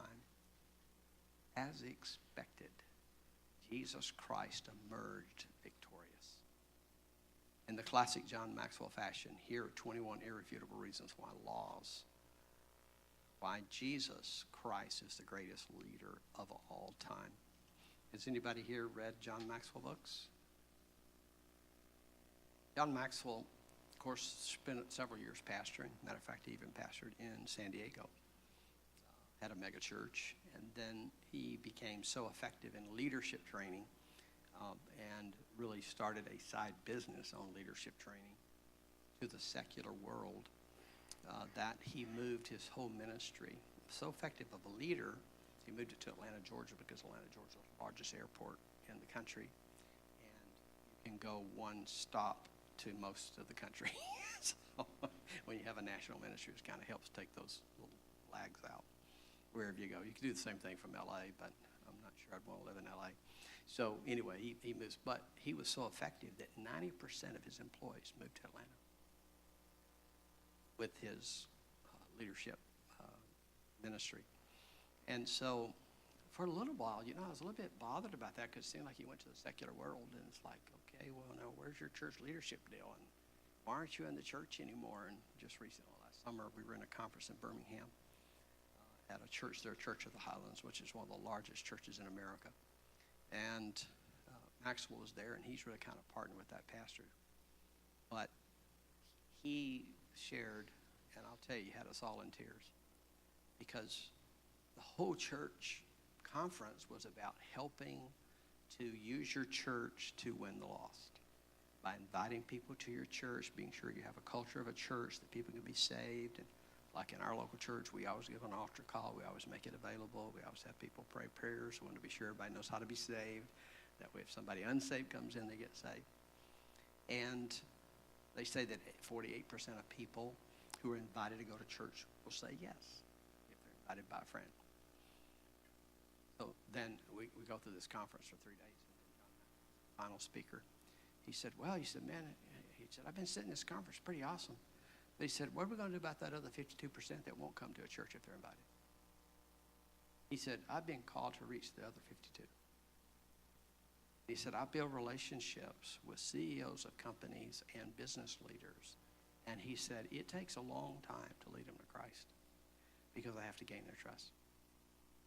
And so the Lord has given him an incredible platform. And he talked about reaching the unchurched and those who wouldn't even come to church, which I got pretty excited about because I said, hey, and T.L. Osborne, one of my mentors back in the early 80s, went to his home in 1982, December 23rd, by the way, because we drove all the way to his home right before Christmas to deliver a car to his grandson who was itinerant to be a missionary. So it's pretty exciting. But he wrote a couple of books. One, Soul Winning. The other, Join This Chariot, which is about the Acts age. Philip joined the chariot and led the Ethiopian eunuch to Christ. But he said that sinners don't go to church. They don't. Unless they're invited by a Christian, but pretty much they don't say, well, I think I'm going to go to church today. They're invited by a Christian, they'll come, but we got a whole world out there that's not even thinking about the church. Or if they are thinking about the church, they're not thinking good thoughts about the church. And so we've got to reach them. So I'm saying all that to say that he's got some great leadership principles, but him as a person has a kingdom view. Let's expand the kingdom of God, and let's talk to business leaders in ways that we can reach them for Christ. So he's got some great leadership principles here. The law of the lid. Leadership ability determines a person's level of effectiveness. I know you've all heard the story of putting fleas inside of a jar, and the fleas jump up and hit their head on the lid, and hit their head on the lid, and hit their head on the lid. And then after a while, they realize where the lid is, and they stop. Then you take the lid off, they'll never jump out. Because they've been taught, here's where the lid is. So we think about our lives and what we just got through talking about. Where's our lid? Have we maxed out? I mean, I had two great, they were both part-time children's ministers. One took the younger kids, the other took the older kids. They were so wonderful, but they reached a lid. They couldn't minister to more than 50 kids. At 50 in one up till age 6 and 50 in the other up to 5th grade. But they just couldn't go beyond. They couldn't lead beyond that. Their lid was, this is all the kids I can lead. And what lid do you have? I think that's a good question for us to ask. And I have to ask myself that, have I put a lid on? So is there more growing for me to do? Can I get outside of that? The law of influence. True measure of a leader is influence. Nothing more, nothing less. I remember putting on the board in a men's meeting, I put on the board, influence, control. Put those two words, influence, control. I said, now, which one of these best describe the most effective way to lead? One young leader said, control. No question about it, control. If you're going to be a good leader, you got to take control. You're going to lead a restaurant, you're going to lead an organization, you're going to lead a ministry, you got to take control. Well, of course, he hadn't read John Maxwell yet, and I'm bringing that illustration up after you've just read the law of influence. But actually, being able to influence people is an effective tool of leadership. How can you influence them? I even observed that when I was a crane operator in the steel warehouse back many moon ago. And I noticed the supervisors who had control issues of their own, how ineffective they were. Matter of fact, I was only 18, 19, 20. And I remember how when they tried to rule me with an iron fist, I worked when they were watching, and I didn't work when they weren't watching. And then it became a game. How much can I not do when they're not watching? Because they actually didn't gain my heart at all, and I didn't want to work. They demotivated me to work by controlling. And I realized that we were doing the same thing in the church. Because guess what their number one motivator was? Fear. I'm going to fire you. I'm going to lay you off. I'm going to take your paycheck away. Fear is the lowest level of motivation. If we use love as a motivator, we actually get their heart, and then they work whether we're watching or not watching. It's quite amazing. I took that into raising my children as well. Not trying to be a fear-driven father and fear-driven leadership, but influencing and nurturing with love. Because once, if they only did it when I was watching, I can't watch them all the time. That's a big job to watch somebody all the time. But if I can actually influence them and help transform and change it, and I think the greatest influencer is love. I mean, I've been influenced by God because of that. So I believe it's the greatest influencing power. The law of process. This is probably one of our least favorite.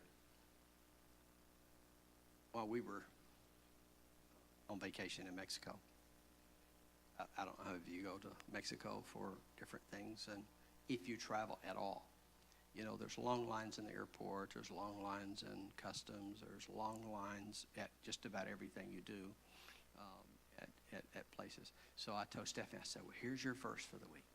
You have need of patience, so that after you have done the will of God, you might receive the promise. And, of course, I needed it, too. So we'd have need of patience.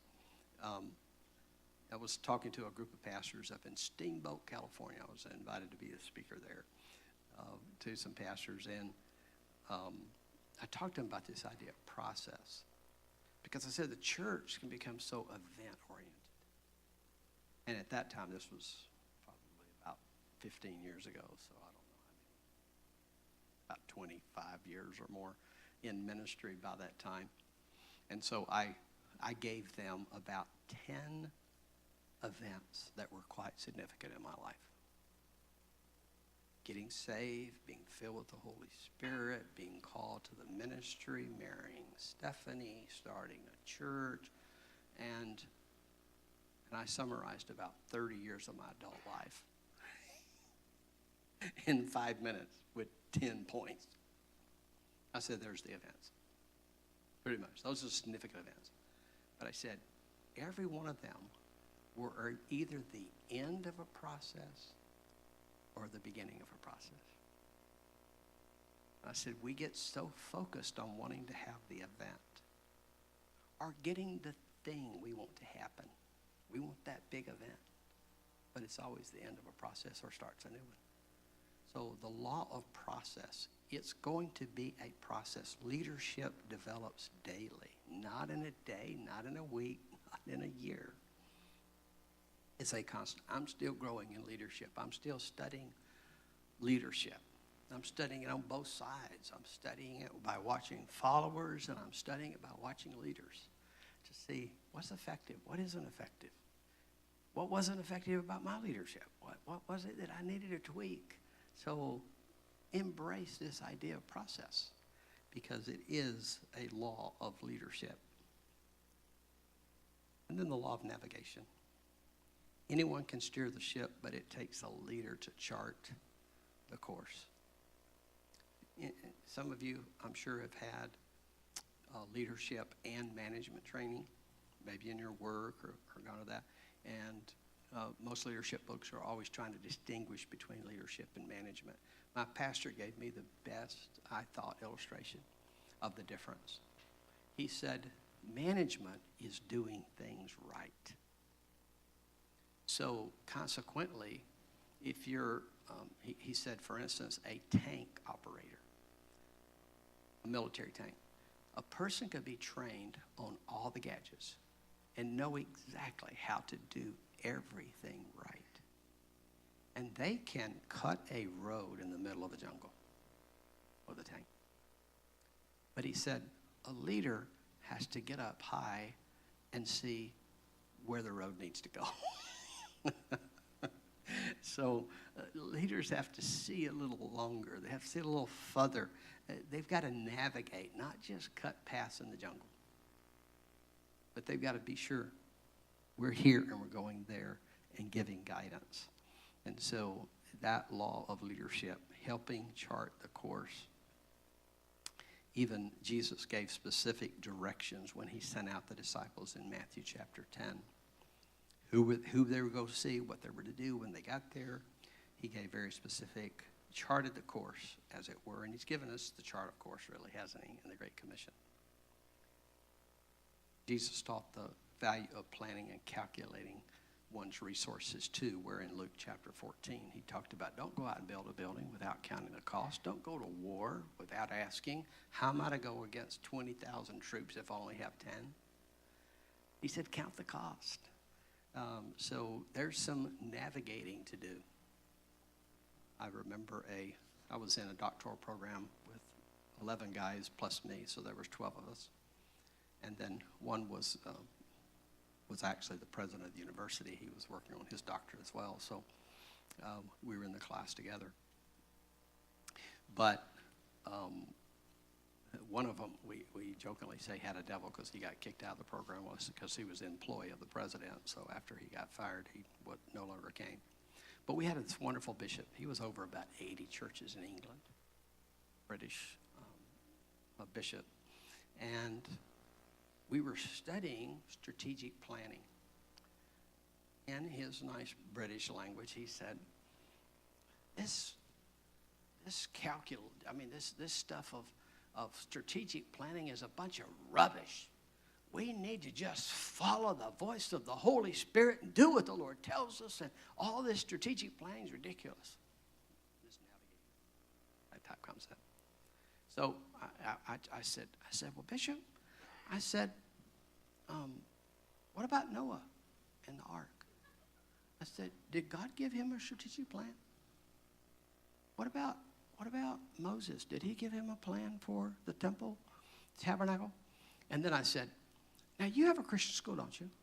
And he said, yes, I do. I said, do you have a curriculum? He said, yes. I said, then you believe in strategic planning. Because curriculum is really looking at an outcome. Outcome-based education is what it's called. And then you develop your curriculum based upon it.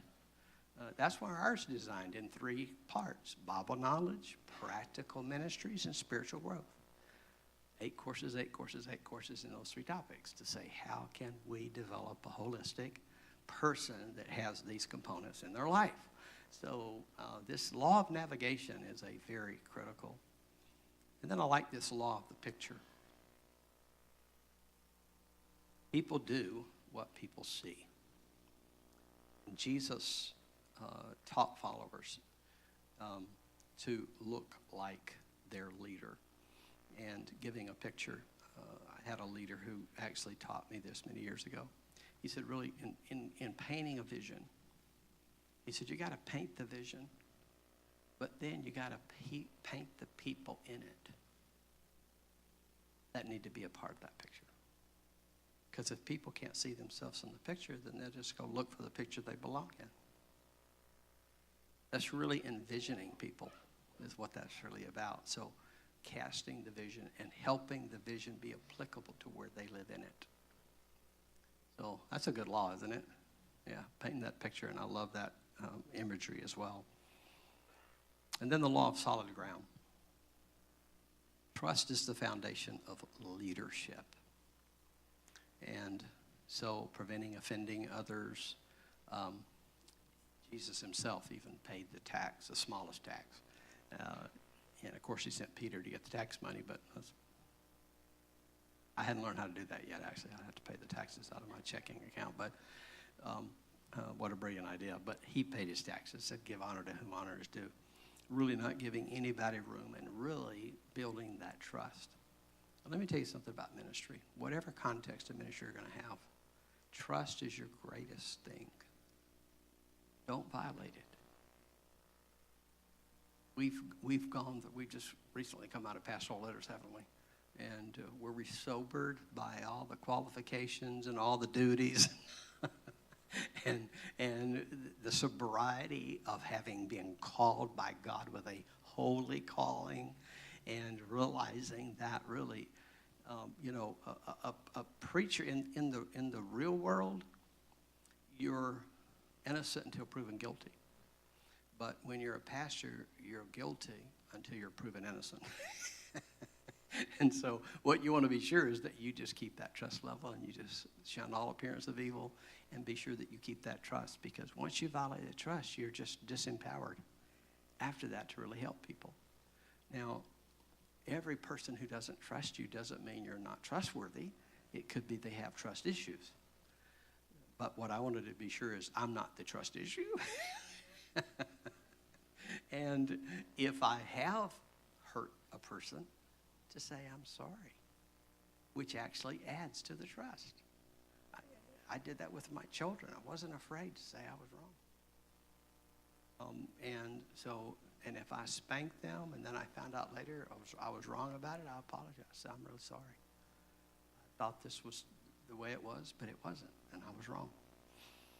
That builds integrity and builds trust. So being able to admit it, often leaders are afraid to talk about being wrong because they think that's going to diminish their truthfulness, but actually it adds to your truthfulness if you're willing to admit that you're wrong.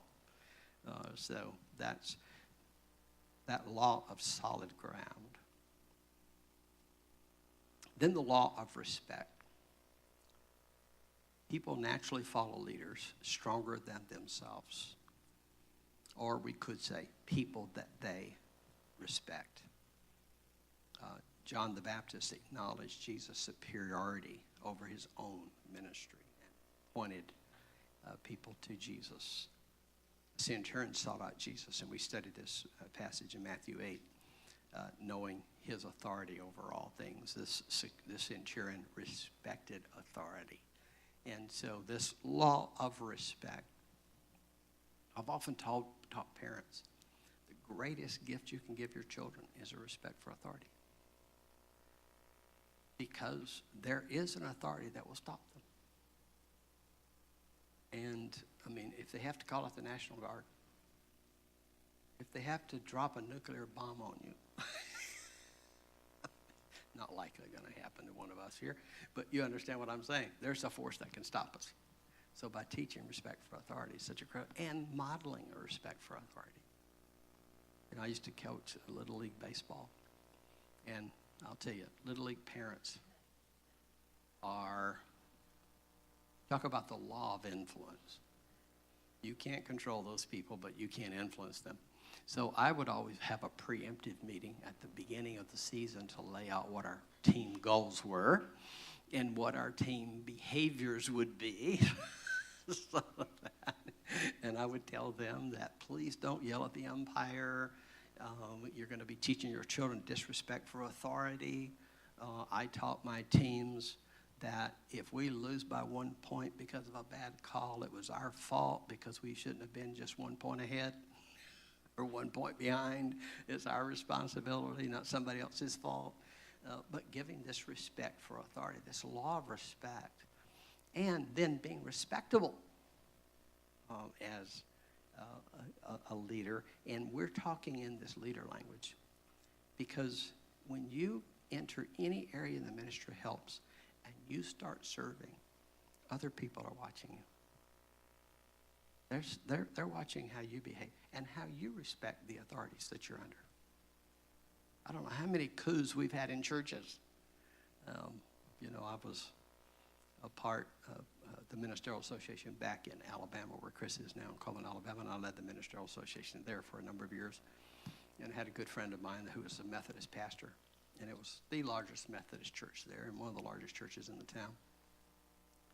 But I went over there to visit an 8 o'clock service, and there's this lawyer lady I know, and she's a pretty gritty lawyer. I knew her from other happenings in the community, and so I'd met her before. But she's got this pad out, and she's trying to get signatures to get rid of the pastor from the church members as they're going into church.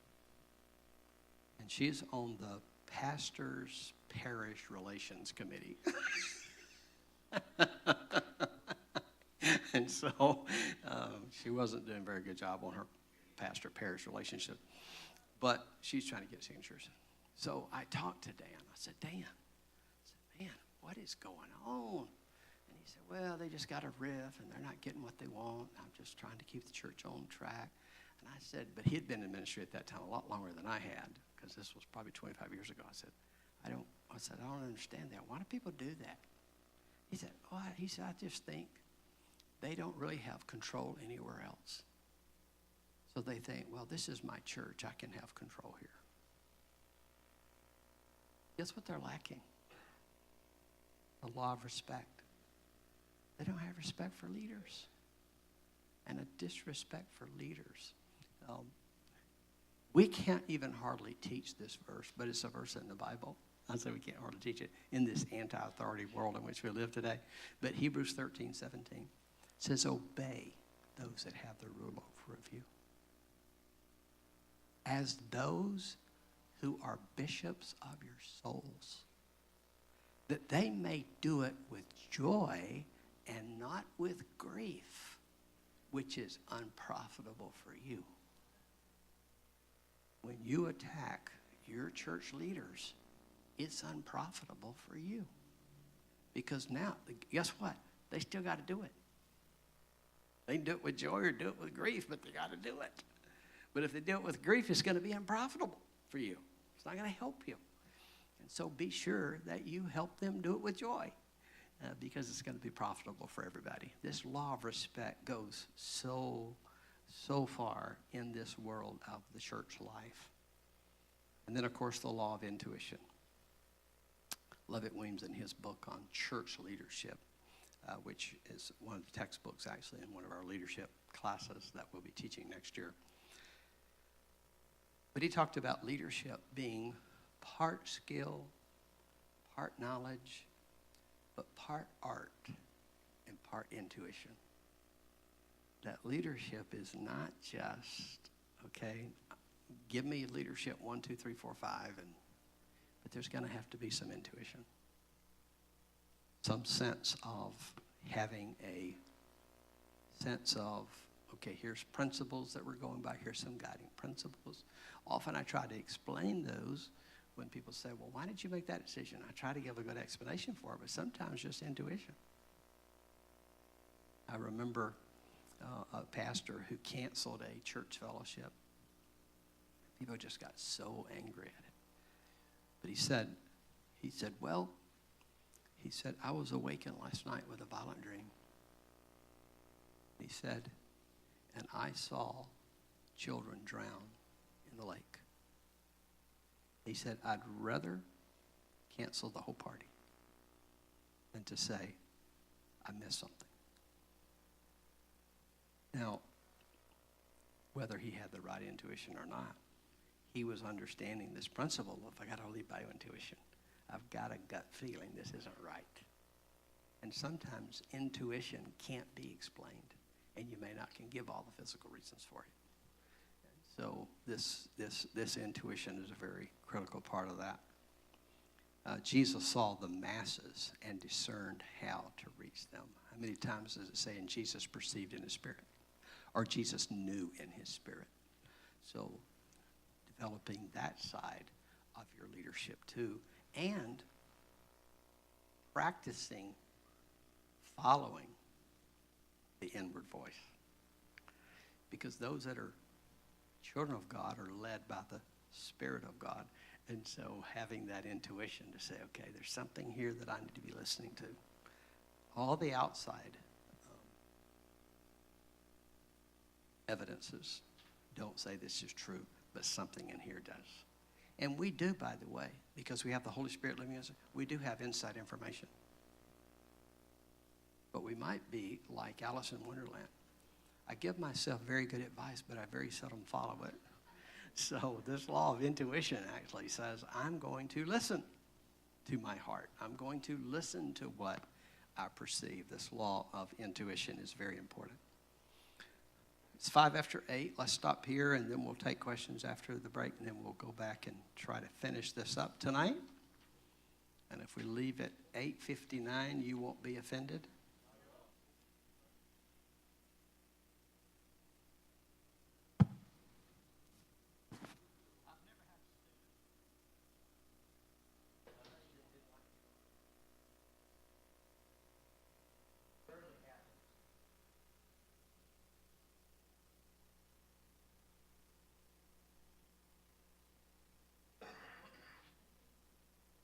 And we were supposed to get the answers to by the last class tonight.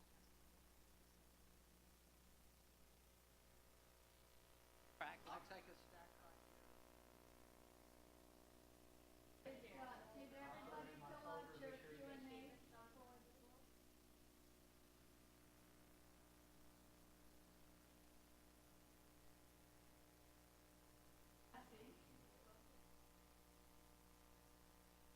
If anybody has it, she just told me that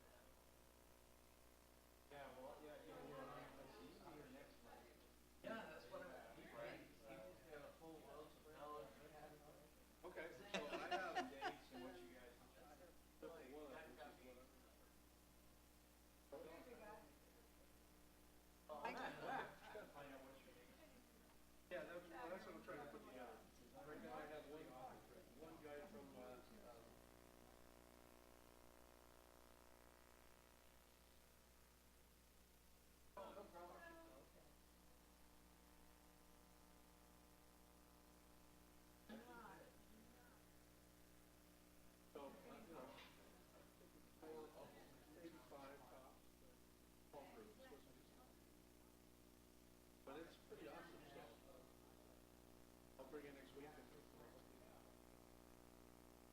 want to get together with, I don't want to have to go to any one particular place to do it. We could do it wherever.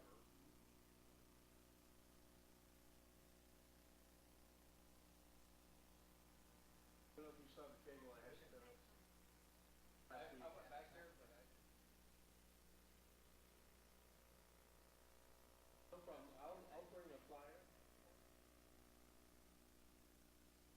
Is get some guys from different churches take this, and if you experience it,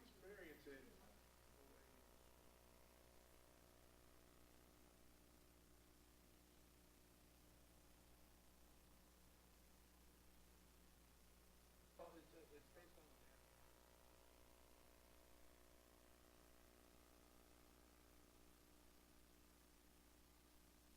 yeah, it is.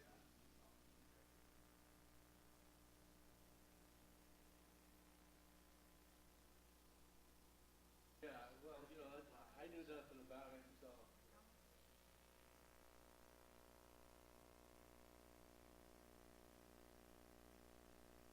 The first time I had to do it.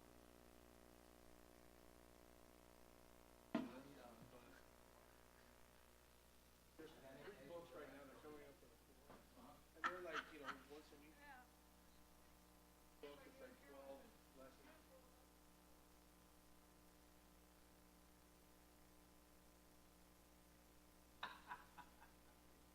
It's really about,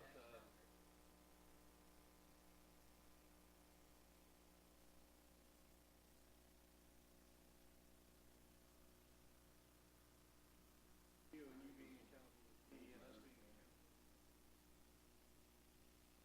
It really emphasizes.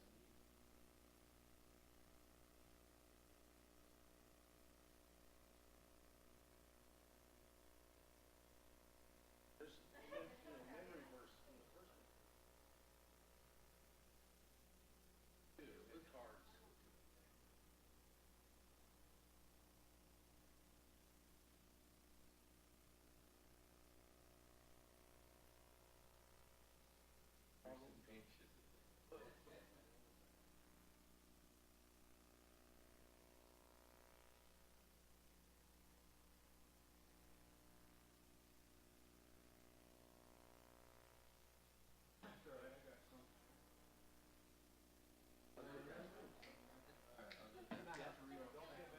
No, I don't feel bad now because I realized all I had to do is Started doing that, and look at them and actually perform the way you're supposed to do it, and now it's like, okay, 22, 30, it's buried in here somewhere. You got it. right, exactly, and but the funny thing is that second book is about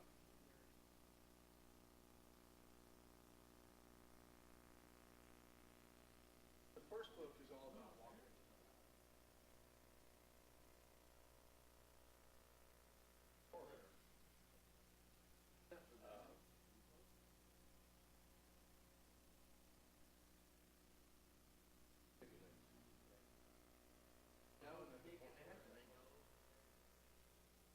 And I said, after that, I'll take you. Yeah, right. I told her, I wouldn't be any good if I wasn't.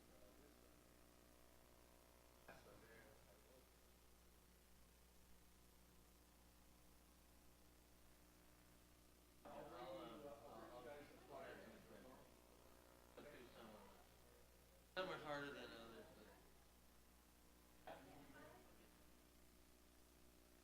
but I spent a lot of time on it.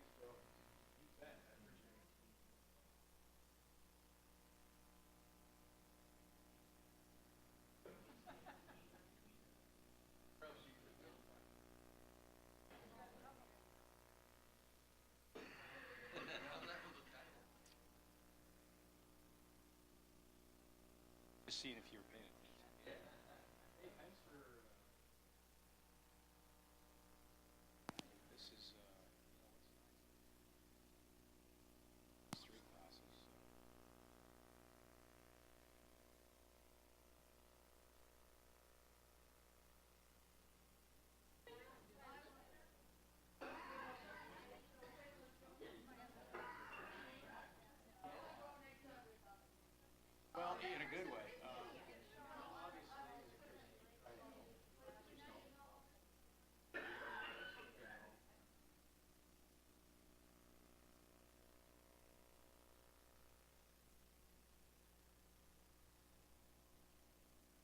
kind of the way.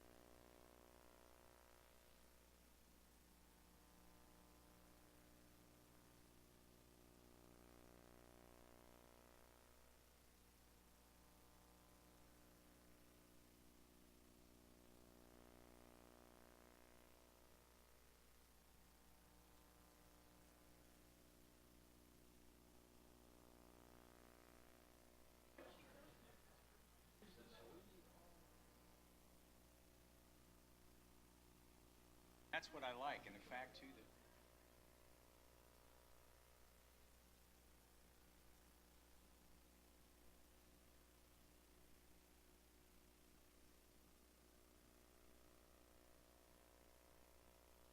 that yeah, and that whatever you do,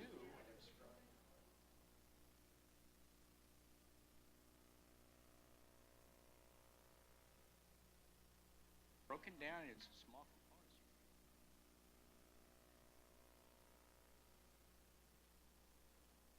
as long as the job gets accomplished.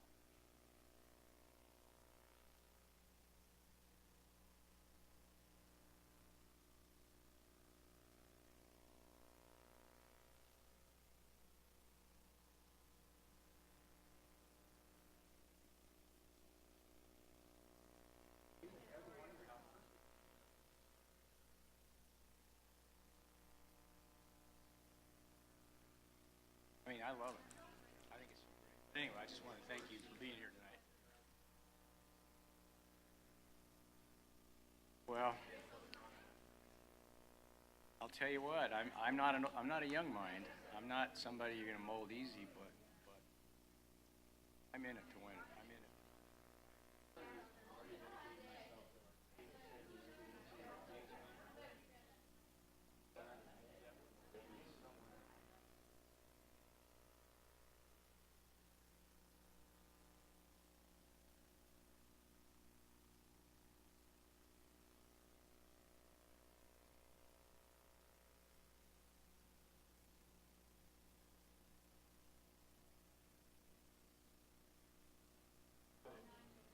So it's. I just wanted to let you know.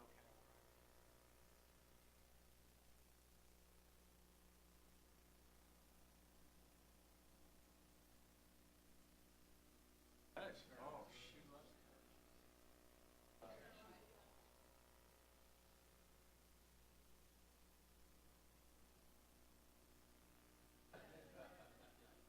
Kids, we got to. Don't worry. She's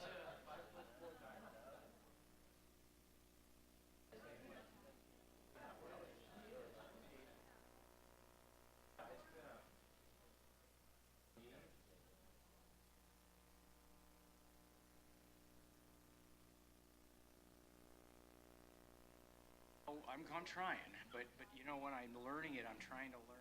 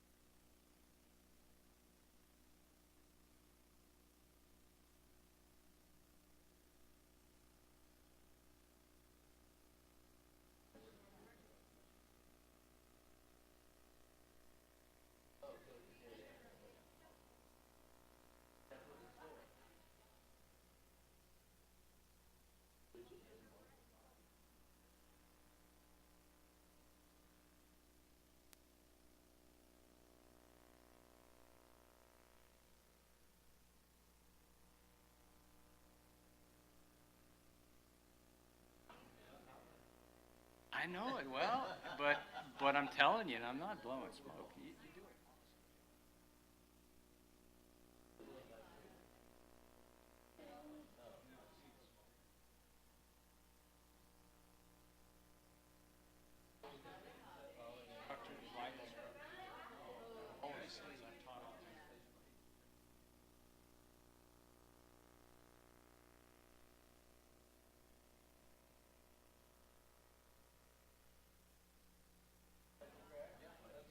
I don't know where I'm going, but I'm sure enjoying it. So I try to listen, not talk so much.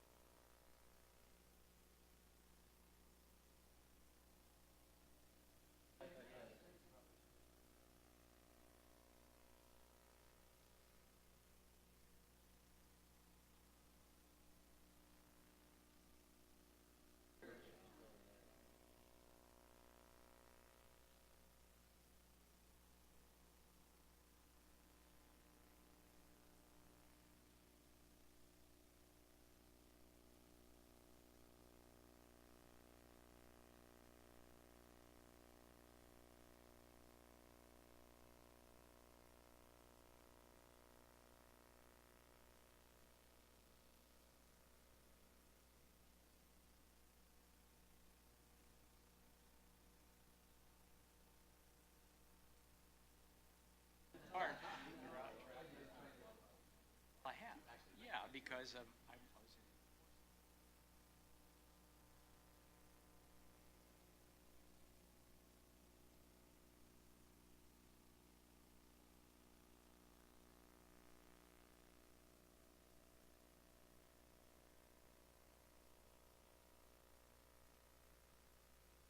The local county hospital. Pitfalls.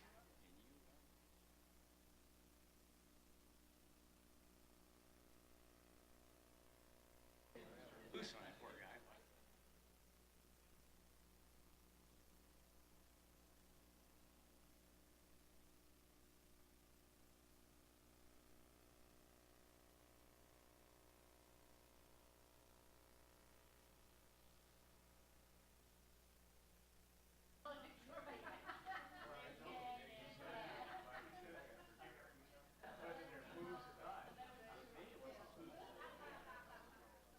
But I'm transitioning.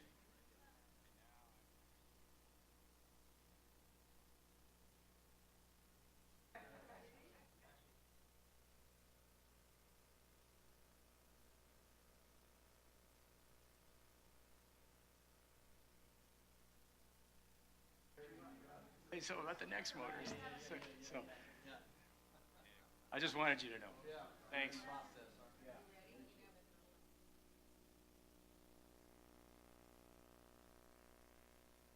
Okay.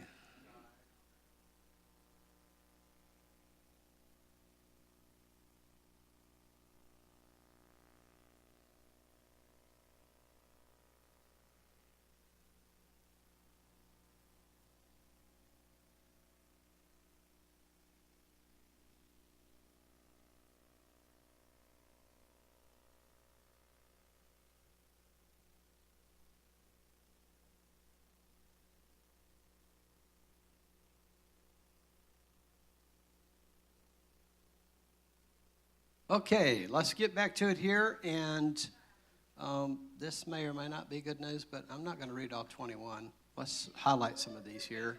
And I'll let you read John Maxwell's book, which is, by the way, a textbook in one of our leadership classes. Although the class doesn't teach these principles, but the book is required reading. So, but I'm going to go through them quickly, but I'm not going to read every one of them. I'm going to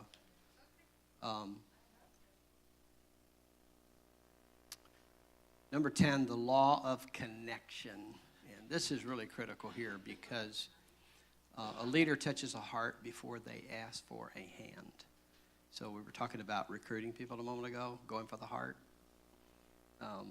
And that would be true. We talked about money in the 1 Timothy 6, but you talk to the heart. You don't reach out for grab for the hand or try to get people to give. You reach for the heart and making that connection. And John Maxwell also is famous for saying, people don't really care how much you know until they know how much you care. And so that law of connection really gives you the right to speak into the lives of other people. I do want to cover number 11 because a leader's potential is determined by those closest to him or her, the law of inner circle. Who's in your inner circle? And do you have an inner circle? Really having that connection. I have inner circles in my church, and I have inner circles not in my church, meaning that I've got pastors that are in my inner circle because I want other people speaking into my life, and then I have people that I'm speaking into their lives. So being sure that we have that inner circle is really your potential. It's going to be defined by who are you surrounding yourself with. Let's look down to number 14, the law of buy-in. People buy into their leader, then the vision. And boy, I learned this the best by a CEO, actually, who was over, I won't tell you the name of the company, but a pretty internationally known company. And the way I met him is his daughter was going to my church. So I got to have interaction with him. Well, he was diagnosed with cancer. And so I went to the hospital because I just thought, well, I was kind of the pastor of all the people in my church and all their family, no matter where they were. And so I went to the pastor to the hospital, prayed for him, and the Lord miraculously healed him of cancer.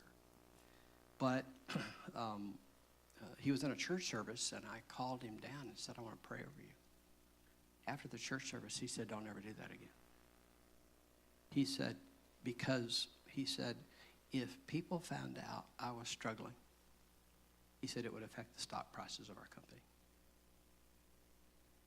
So he said, nobody needs to know. And he was teaching me this principle, actually, of the law of buy-in, that they buy into people before they buy into the ministry or to the business or whatever. We invest in people, and we believe in the people. So obviously, now we just insert 1st, 2nd Timothy, and Titus again. Be sure the kind of people, you're the kind of person that people can buy into, because if you want them to buy into a vision, they first got to buy into you. And so this law of the buy-in, and this is kind of a new concept too, and at least in a lot of the circles that I've run in, of this taking time to get buy-in with people. Because a lot of leaders think, well, I'm the leader, so people should follow me. And they don't take the time to do the buy-in. And so consequently, without getting that buy-in from the people, getting them to connect their heart to it, they're not just going to go do the vision.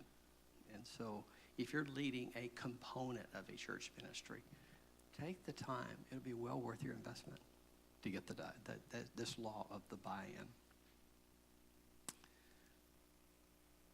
I like that law of the big momentum, but I don't think that's that important. Let's talk about the law of priorities. Leaders understand that activity is not necessarily accomplishment. We don't actually accomplish just because we stay busy. I remember a man who came to me. He's pretty successful in the business world, but he wasn't so successful at home. And he said, with his family, his marriage, and he said, I really realized that I have always said my family is a priority. But he said, they don't get time. He said, I realized that they couldn't be a priority unless they were in my calendar. Are they actually prioritized? And this same marketplace leader that I was telling you about that I prayed over got healed of cancer. Well, he also used to say, he said, I set goals. He said, then I prioritize those goals. He said, but then I get them in the schedule. Because if they don't get in the schedule, then they're not prioritized. And then he says, then I have to do them, implementation. So this law of priority, and boy, if there's anything that happens, I was just talking to some leaders church leaders, who, not in my church, but they were serving in another church, and they kind of had a little moral failure and some mistakes that were going on there. and their marriage was troubled. Thankfully, their marriage is recovering, and they're doing well now. But that here's where the priorities have to take place. God first, family second, ministry third. But most ministers can't they can't distinguish one from three, because they think their relationship with God and their ministry, what they do for God, is the same thing. So, honey, I got to go do this for God. Kids, sorry, but I got to go do this for God. And so the family gets edged out, because now what our relationship with God and our relationship, what we do for God, gets mixed up, become the same. So prioritizing God first. And I'll tell you, that lesson for Steph and I saved us a lot of pain throughout the years, and saved it with our children too. We have our kids today because they weren't pushed out because of ministry, and the ministry can push kids out. And so prioritizing the law of priorities is a very important one. And would you think the law of sacrifice is? If you want to be in ministry, but you don't want to sacrifice, forget ministry. Of any context, it's going to be a sacrifice. We must be willing to give up. And of course, Jesus showed us that by being a servant of all.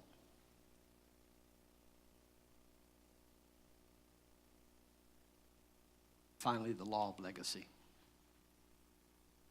And that's being sure that we spread it to the next generation, or we have a leader's lasting value is measured by succession. I'll tell you, that's a scary thought to me, actually. Sometimes I revert back to Ecclesiastes, where he says, a man works his whole life, gains all this wealth, and then turns it over to a fool. Well, what we have to assume, though, what we have to do is assume responsibility to say, let me make sure I don't turn it over to a fool. Let me make sure that I have done this law of legacy. I have passed on a legacy. Now, I say that's kind of scary. It's really not scary for me, because, I've got two boys that there's no question they're going to carry on. If I died tomorrow, which I'm not, but if I died tomorrow, this good news and this vision would just keep going. But committed to, and I don't know, and maybe there's probably not anybody in this room over 50, but once I hit 50, I started thinking about legacy. It's just like I've got to invest, and I've read books that say that happens, but it hadn't happened to me until I turned 50. But and I'm a little past 50 now, but just a decade past 50. But still thinking about, are we passing it on? Let's make sure we leave something. And so that law of legacy, I think, is a critical one. Did you learn something during this practical ministry course? I know Jeremy's been awesome, and things that are useful, and I hope through the school you're learning things. And we do have an intentional curriculum, by the way. We haven't included everything in the whole world that you could learn, but we're trying to be intentional about where this is going. It's quite strategic. And everybody's who's getting a one-year certificate are matriculating toward that and getting ready for it, and those that are getting diplomas for your 2-year, and everybody's reserved June 4th, and you're inviting family and friends, right? We're going to be at Cornerstone Covenant Church at 6 p.m., which you're used to going to school at 6 p.m., and we're doing it on a Monday night, so it'll be pretty awesome. And Pastor Craig, the pastor here at Shadow Rock Church, is going to be our guest speaker. Going to have some great music, and we'll have some charges to the students and a nice reception afterwards, so it's going to be very special. I hope that you're preparing for all of that. Any questions about any of your assignments for this course, or anything else you might have a question about?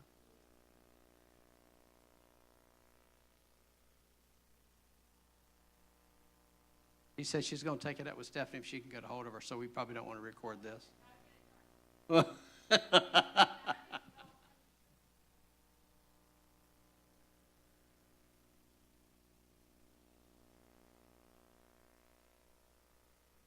For the commencement meeting, the itinerary for that.